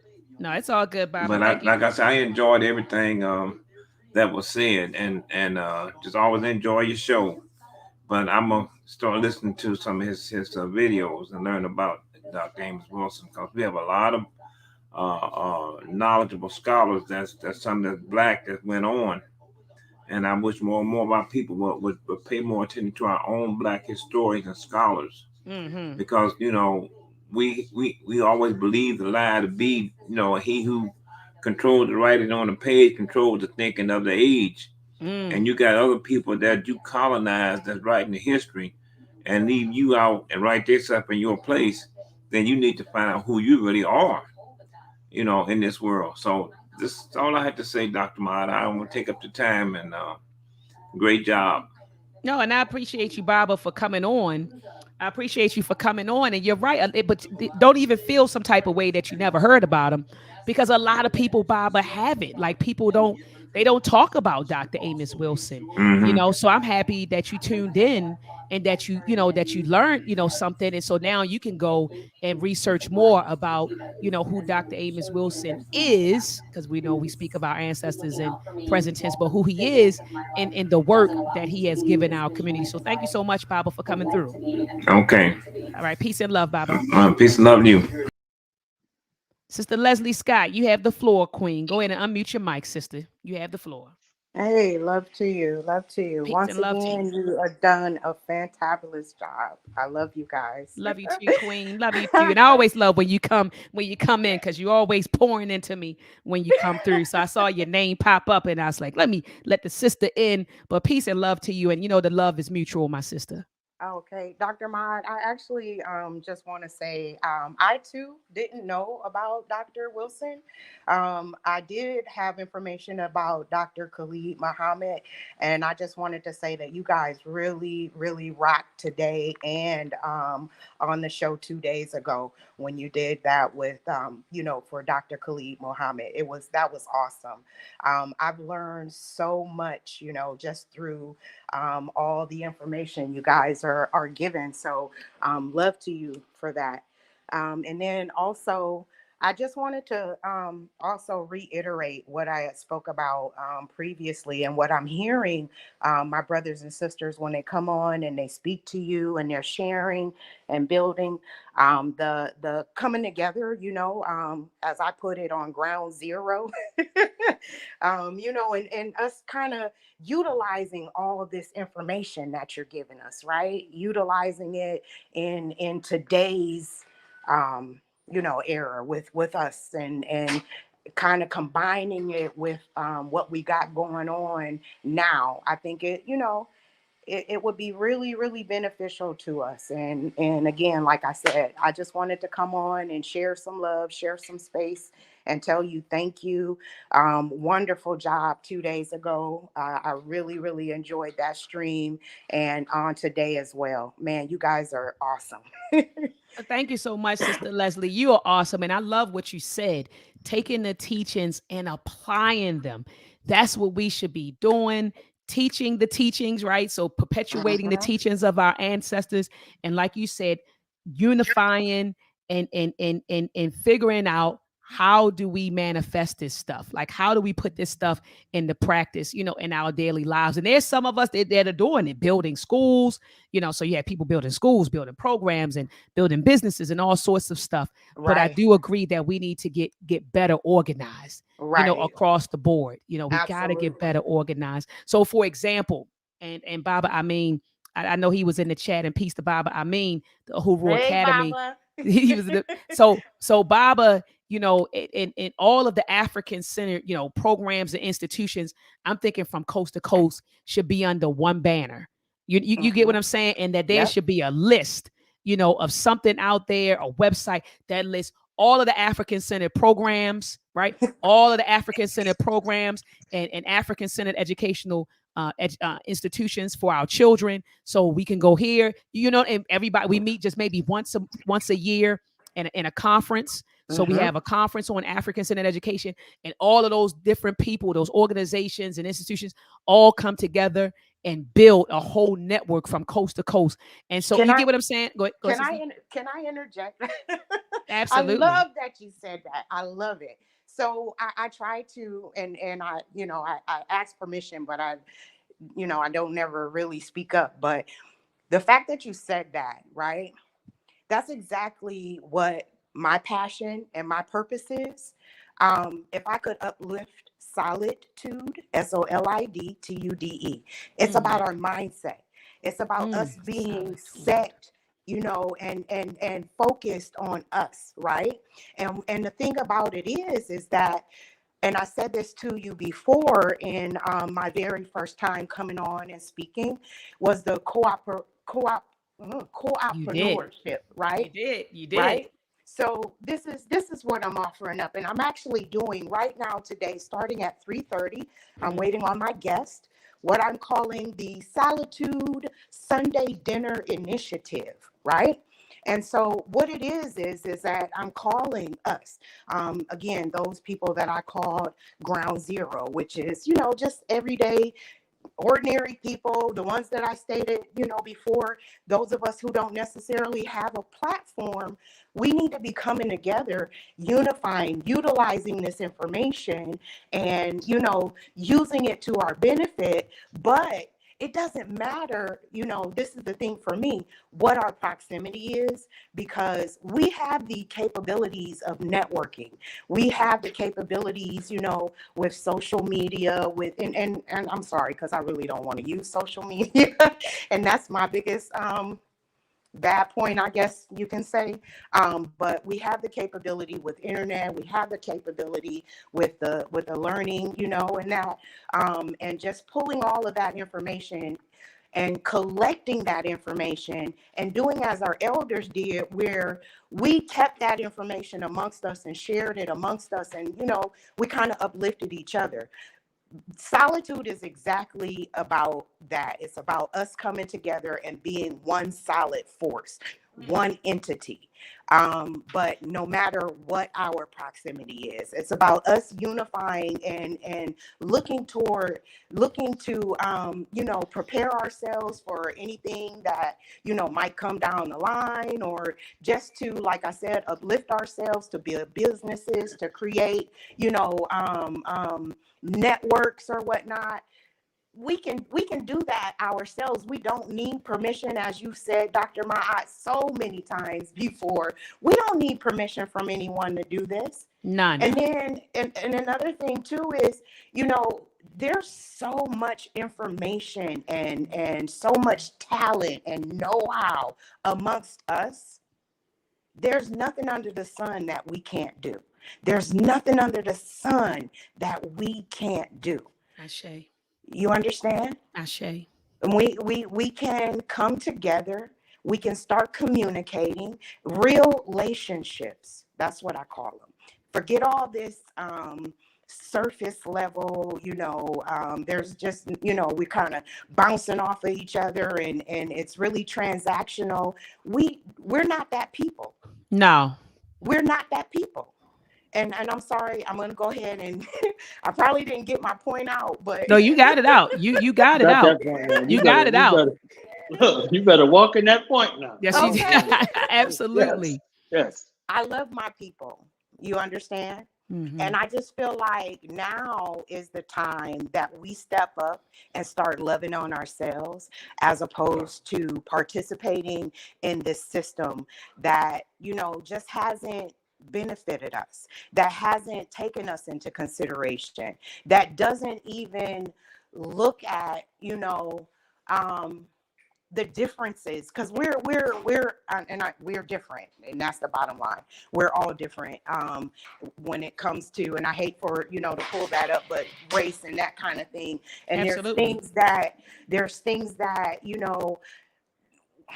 benefit us, and there's things that don't benefit us, and we need to start looking at those that benefit us, the real us, us. Okay. Mm-hmm. We need to start looking at that. That's a damn t-shirt. No, but that's real. I mean, I agree with you. We need to start looking. We need to put out, what you're basically saying is, look, we need to start putting ourselves first, and we need to stop fighting to be a part of a system that wasn't created for us to thrive in, right? And go build and develop our own system. That's what you're saying. And then this one last point that I'll make, and I have to say this too. Let's not replace our oppressor. No. Let's not turn into, because I'm seeing it already, and that's why I'm very, very particular in who I share space with. Dr. Maat, I love you. You and Baba Amin, I've spoken to him. I love you guys because it's about love, it's about unity, it's about Ashe. uplifting, it's about Ashe. empowerment. For you understand what I'm saying? Ashe. And we've got some of us out there who are replacing, like I said, our oppressor, and they're using, you know, our desire for information, our desire for unity, our desires to, you know, to build or whatever, to capitalize off of that. And you're not any better than who you call yourself saving your people from. So I just needed to say that. I'm gonna stop, because you know I'll never stop. No. It's Sister Leslie. What you brought to mind is a discussion that I just had with Dr. Tarem Wright. We talked about the internal contradictions of the Black struggle. Mm-hmm. So you might want to check that one out if you haven't. But I'm gonna go. Oh, you did. So you're already on it. You're already on it. Already on it. Well, thank you so much, Queen, for stopping past. I'm gonna go ahead and pass the mic to our dear brother Shakara Speaks. He also did a tribute to Dr. Amos Wilson today, the Blueprint for Black Power. It was around 10 a.m. our time that he did it. This is our brother from out of the UK. I believe that's where Brother Shakara is based. And so I'm going to go ahead and pass the mic to him. But thank you so much, Queen, for sliding through. It's always a pleasure to hear your voice. Love to you, family. Peace and love. Right. Keep speaking up, Queen. All right. I know you said you're getting used to it. You're getting used to it. Speak it. The world needs to hear your voice, your message, your story. We need it. Okay. Absolutely. I appreciate Keep us in line. When we get out of line, get that switch and whip us back into line, Mama. Come on. Okay. All right. Peace and love. Yeah. Shakara Speaks. Peace and love to you, brother. Peace and love, sister. Baby for her day. You know what I'm saying? Greetings. I just thought I'll come and share some. I've been in the Amos Wilson vibration all day. So I thought I'll come and share some. We concluded our event about 2 hours ago. We started at 12 p.m. UK time, so it was a 6-hour event basically. You know, we had two keynote addresses. Yeah, so yeah, we had 2 keynote addresses, and the whole point is just to profile people that are building upon the legacy theoretically and practically of Nana Amos Wilson. So, you know, our first presentation was around African-centered psychology and mental health, and then our second keynote was on Black manhood. And then we had 2 intermediary presentations, which were basically profiling work that is going on in the global African community. So one was Brother Omawale Africa, who's doing work on food sovereignty. And another was a sister by the name of Hannah L, who is the founder of the Pan-African Library of the Gambia. And so institution building is fundamental and central to the legacy of Nana Amos Wilson. Absolutely. So, it was just doing justice to him in those ways. I also, because today is the birthday of Baba Martin Luther King, so I want to salute that ancestor as well. You know what I'm saying? Just because, you know, there are a few braver men that I've been able to study. We may not agree with all of his politics, but he was a sincere and dedicated organizer on behalf of African people. So a salute to him. And Baba Khalid Abdul Muhammad, you know what I mean? Who, you know, you can't get enough of Baba Khalid Abdul Muhammad. So, but yeah, giving thanks for the sharing and the energy of Baba Amos Wilson, one of the greatest inspirations of my life. And having said that, do also want to salute Baba Sababu Plata. Yeah. Absolutely. You know what I'm saying, who is continuing that legacy and continuing that work and making sure the African World Info Systems still exists. And, you know, I've got a lot of love and affection for that Baba right there. Because, absolutely. you know, Baba Amos Wilson passed away in 1995. And up until last year, Baba Sababu is continuing to update and continuing to publish and continuing to complete works that were started when Baba Amos Wilson was alive. And so that is not to be underestimated. Absolutely. You know, so, yeah. Let me interject there, because you're right. Dr. Amos Wilson transitioned in 1995, but the Blueprint for Black Power was published posthumously. It came out in 1998. Yes. And so, like you said, it came out because of Baba Sababu. Yes. You know, and even like you said, he just recently, like maybe like 2 years ago, published The Psychology of Self-Hate. Yes. Right. Yes. The Psychology of Self-Hate and Self-Defeat. Yes. And he explained to me that particular book is comprised of Dr. Amos Wilson's speeches on self-hate. And so like you said, he's He's keeping the No, legacy going. I learned today because another brother that came through was a brother called Baba Afam, who he runs the strategic black empowerment training, and basically they run courses on Baba Amos Wilson's work. He's based in Brooklyn. Oh, okay, And beautiful. so he's connected with Baba Sababu, but there's a republish of last year, Awakening the Natural Genius of the Black Child was actually updated and republished, and Baba Sababu has a new introduction in the book. So yeah, you know, but yeah, man, so that is just important that we're building on the work of our ancestors directly and indirectly, and Baba Sababu is a champion, you know, it's a labor of love, and so I have a lot of respect for him. You know what I'm saying? But yeah, and big up to yourself, Dr. Maat, because I think I heard you say, I've been in and out of the show, but I heard you saying that not enough of us know about Nana Amos Wilson, and I mark that to be true, which is one of the reasons why a few years ago we initiated this what we call groundation. That's a terminology coming out of Rastafari, but it was popularized by Baba Walter Rodney and his experiences in Jamaica. But the groundation is really just knowledge transmission, but on a grassroots level. Yeah. You know what I'm saying? So we're taking it out of the ivory tower. We're dealing with the same scholarship and the same scholastic rigor, but we're making it grassroots. Yeah. That's what Baba Amos Wilson was really about. You know what I'm saying? So we're trying to forward that legacy as well. And I'll just say this one last thing and I'll free up the mic. Sorry, my brother, I didn't even greet you properly. I apologize. I've come in and I've greeted Dr. Maat. No apologies. I haven't even given you you was rolling. I know, no, but it's just respect, my brother. You know what I'm saying? So I apologize for that. But greetings and thank you for your pronouncements as well.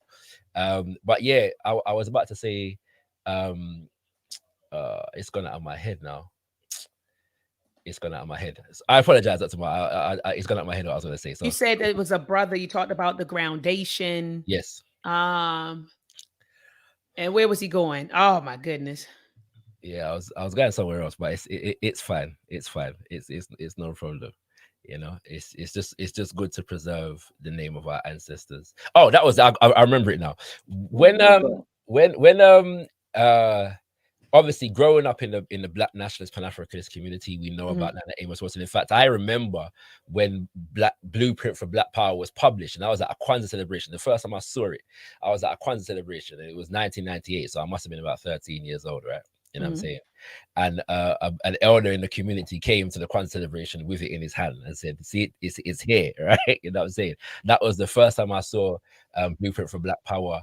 Grew up, you know, obviously knowing of Amos Wilson, and then obviously when YouTube came around, a lot of his speeches were being published on the YouTube, right? Right. And one of the things with Baba Amos Wilson is that when you listen to his presentations, the information that he's giving you is methodological. And so you're listening to him, but you realize very quickly that you're listening to a master teacher.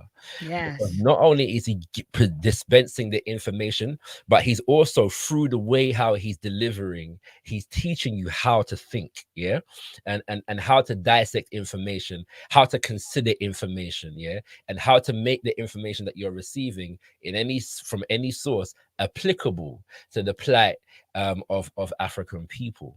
And there are few greater skills that we can acquire in today's world than that. And so, you know, just real big up to the ancestor and the legacy that he left behind. No, absolutely. I mean, I couldn't agree with you more. He was, and like you said, he taught you how to think. And he encouraged thinking. He encouraged, as I spoke about earlier, the cultivation of higher order thinking skills. So problem solving, that you always hear him talk about that. He always emphasized that you can't, you know, call yourself, you know, an educated person, and then you can't go back and solve the problems in your community. He said, well, what good is your education if you can't solve the problems in your community? So people walking around with bachelor's degrees, master's degrees, and PhDs, and you can't even solve the problems in your community. So how educated are you? You know, and so I love that he brought home, like I said, that he promoted the cultivation of higher order thinking skills, critical thinking, you know, problem solving.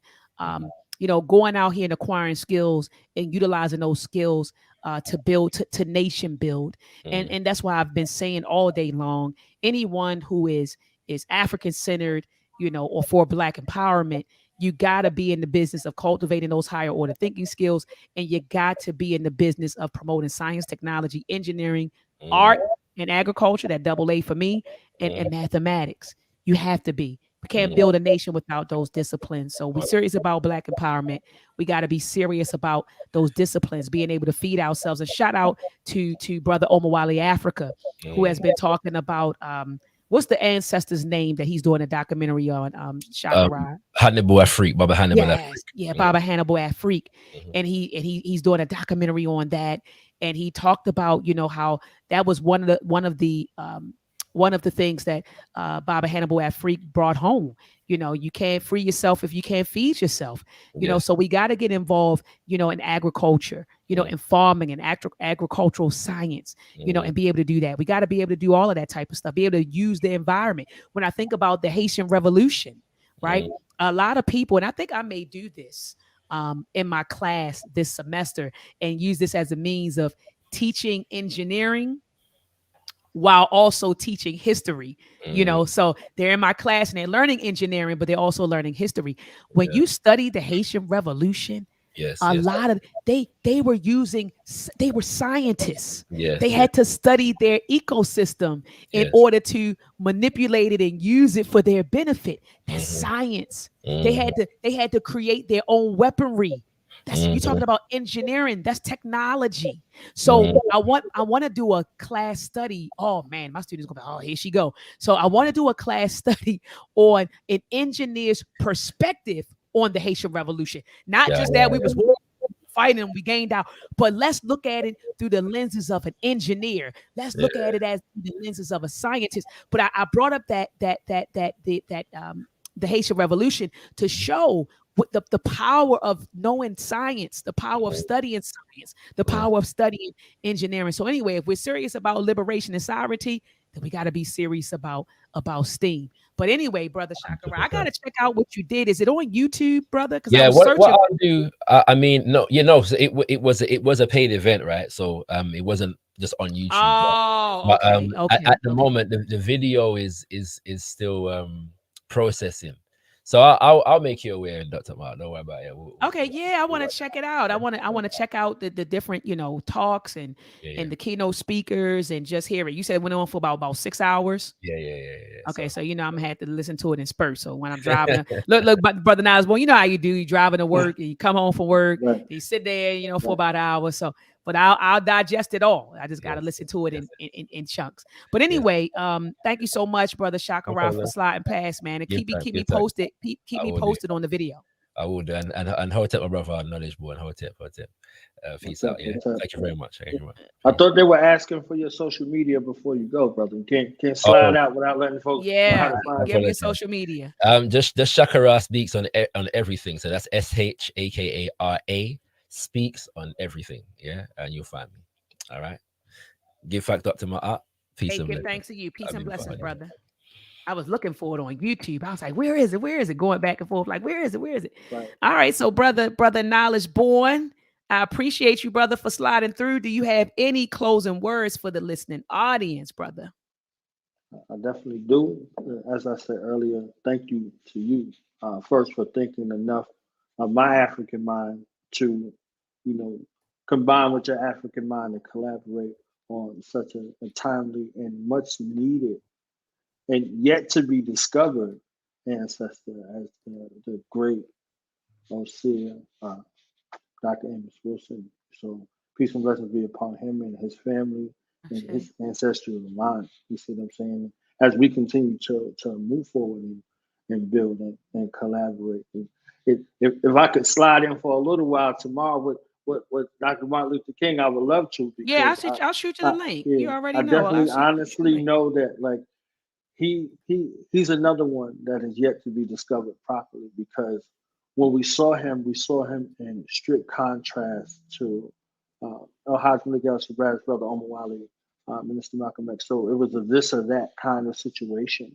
Right. And we were forced to to choose based off of our actualization, but I don't think we got a true analysis. And again, to your credit, you're one of the few that I saw give credence in a way to his scholasticity and authenticity as well. You see what I'm saying? So yeah, there's some things that if I could, I would share, tomorrow. Let's do it. Let's do it. So we'll coordinate something, in the chat. I'll hit you up on Messenger, and you and I coordinate a time. I'm thinking for me, I know I have something to do between 9 and 10 and 12, and it's something to do at 2.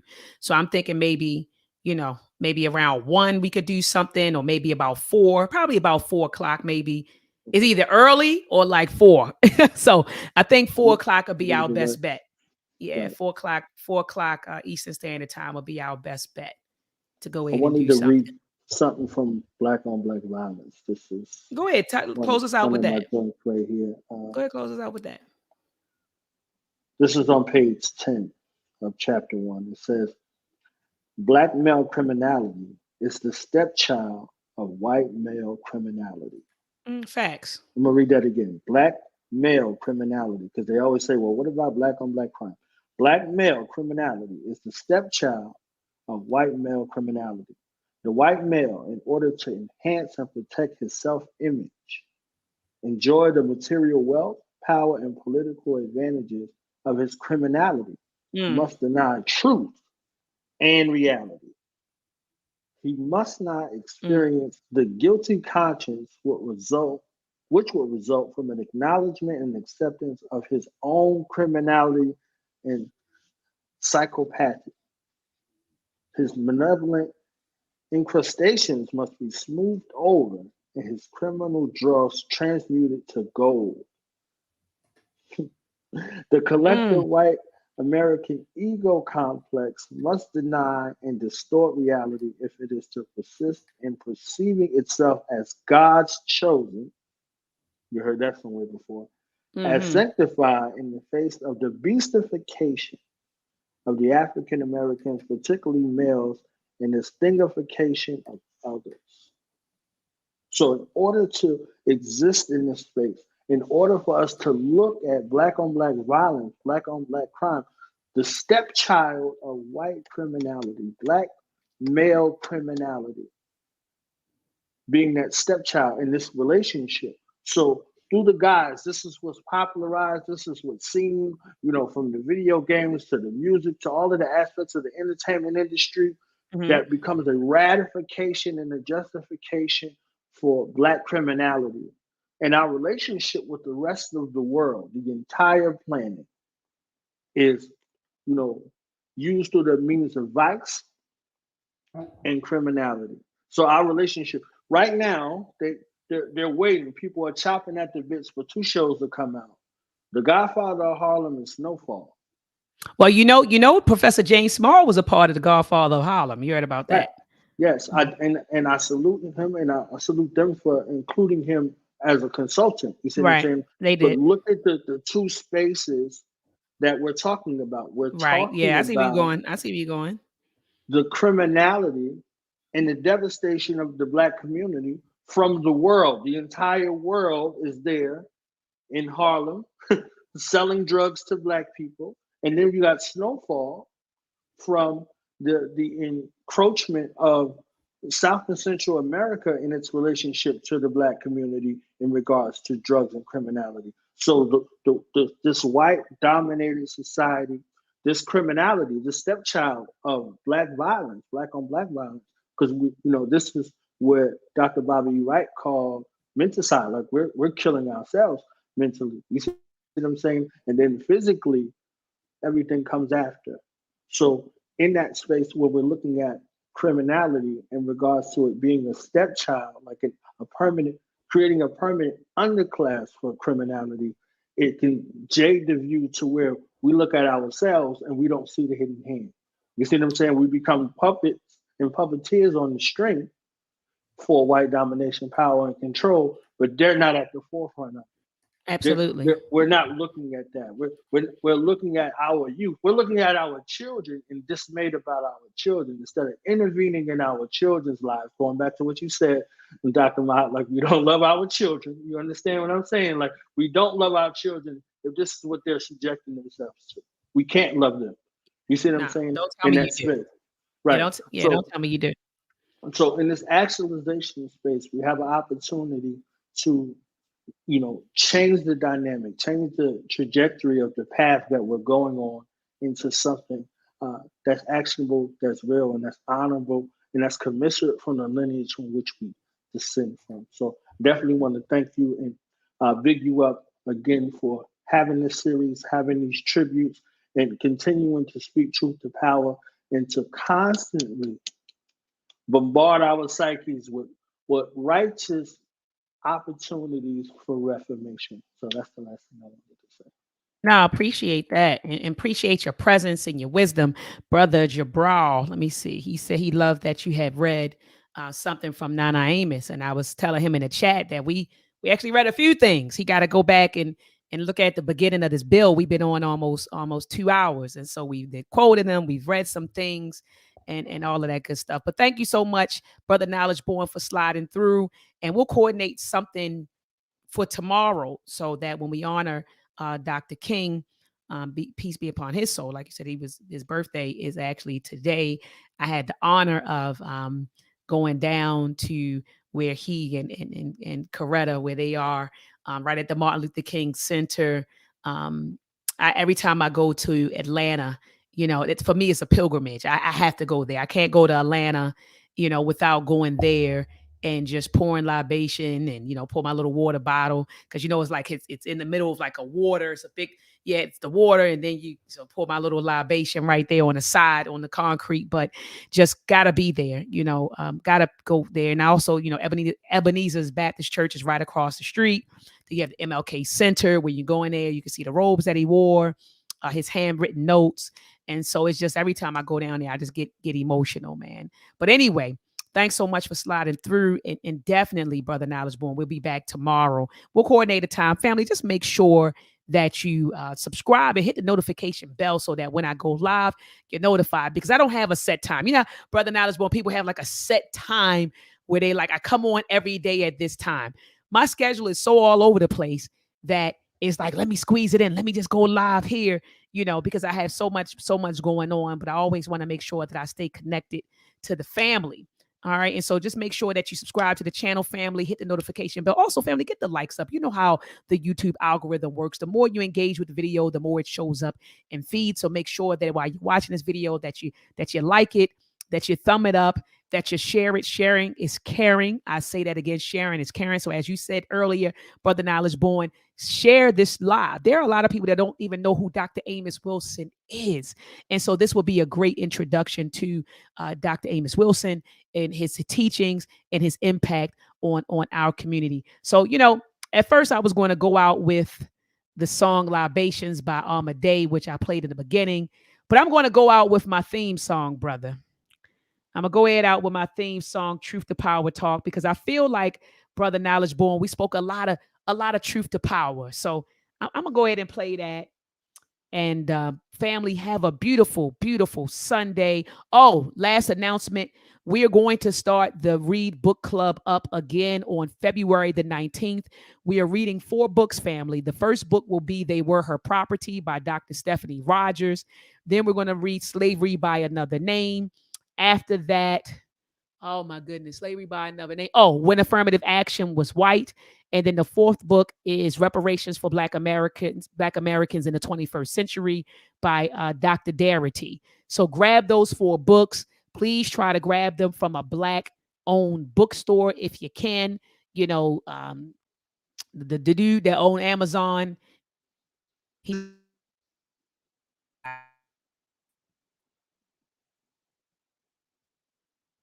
when I froze, what was his name? Bezos. Jeff Bezos has enough money. So the 4 books, let me say it again because I froze, family. We're going to be reading Slavery by Another Name by Dr. Stephanie Rogers. Sorry, not slavery by another name. I'm sorry. They were her property by Dr. Stephanie Rogers. Slavery by another name. When affirmative action was white, and reparations for Black Americans in the 21st century by Dr. Darity. All right, those are the 4 books that we will be reading. We're going to start reading. They Were Her Property. We're actually going to discuss the introduction of They Were Her Property on February the 19th at 7 p.m. Eastern Standard Time every Sunday. We also, Sister Crystal Denise, Brother Kim Mpanza, we've started the Read Book Club Part 2, or the Read Book Club 2 for our youth between the ages of 9 and 12. They're reading their first book on Ida B. Wells. Okay, and they will be meeting starting on February the 19th at 6 p.m. Eastern Standard Time. So they'll be discussing their book from 6 to 7, and then we're going to go live from 7 to 8. All right, and this is for children between the ages of 9 and 12. Why are we doing this? Because it's imperative that whatever we do, now I know that as adults, we're feeding our brains and we're growing and we're getting exposed to all of this knowledge. Well, our babies need to be exposed to this knowledge, and they need to be congregating and discussing, right, with each other. And so if you do have a child between the age of 9 and 12, family, make sure you get the book. I'm going to tell you the name of the book. Give me 1 second. Let me go to my orders.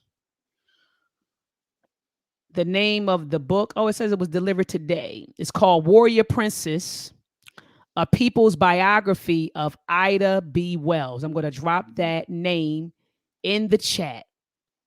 I know Dr. Maat be on it with the books now. Okay. Dr. Maat don't be playing. Look, I would drop it in the chat, family. So Warrior Princess, and it was actually Sister Crystal Denise's recommendation. So a Warrior Princess, A People's Biography of Ida B. Wells. The children are going to start meeting at 6 p.m. Eastern Standard Time on February the 19th, at least for about an hour, roughly. And so they're going to read the chapters and discuss them. We'll have Kahoot games and all sorts of stuff. We're going to make it fun for the children. So grab that book. And then also, family, grab They Were Her Property and the other 3 books as soon as you can. Try to get it from a Black-owned bookstore. Love you guys. I'm going to stop talking. I'm going to play the outro. Thank you so much for tuning in. Peace and Black power. Uhuru, Sasa, freedom now. Peace and love, family.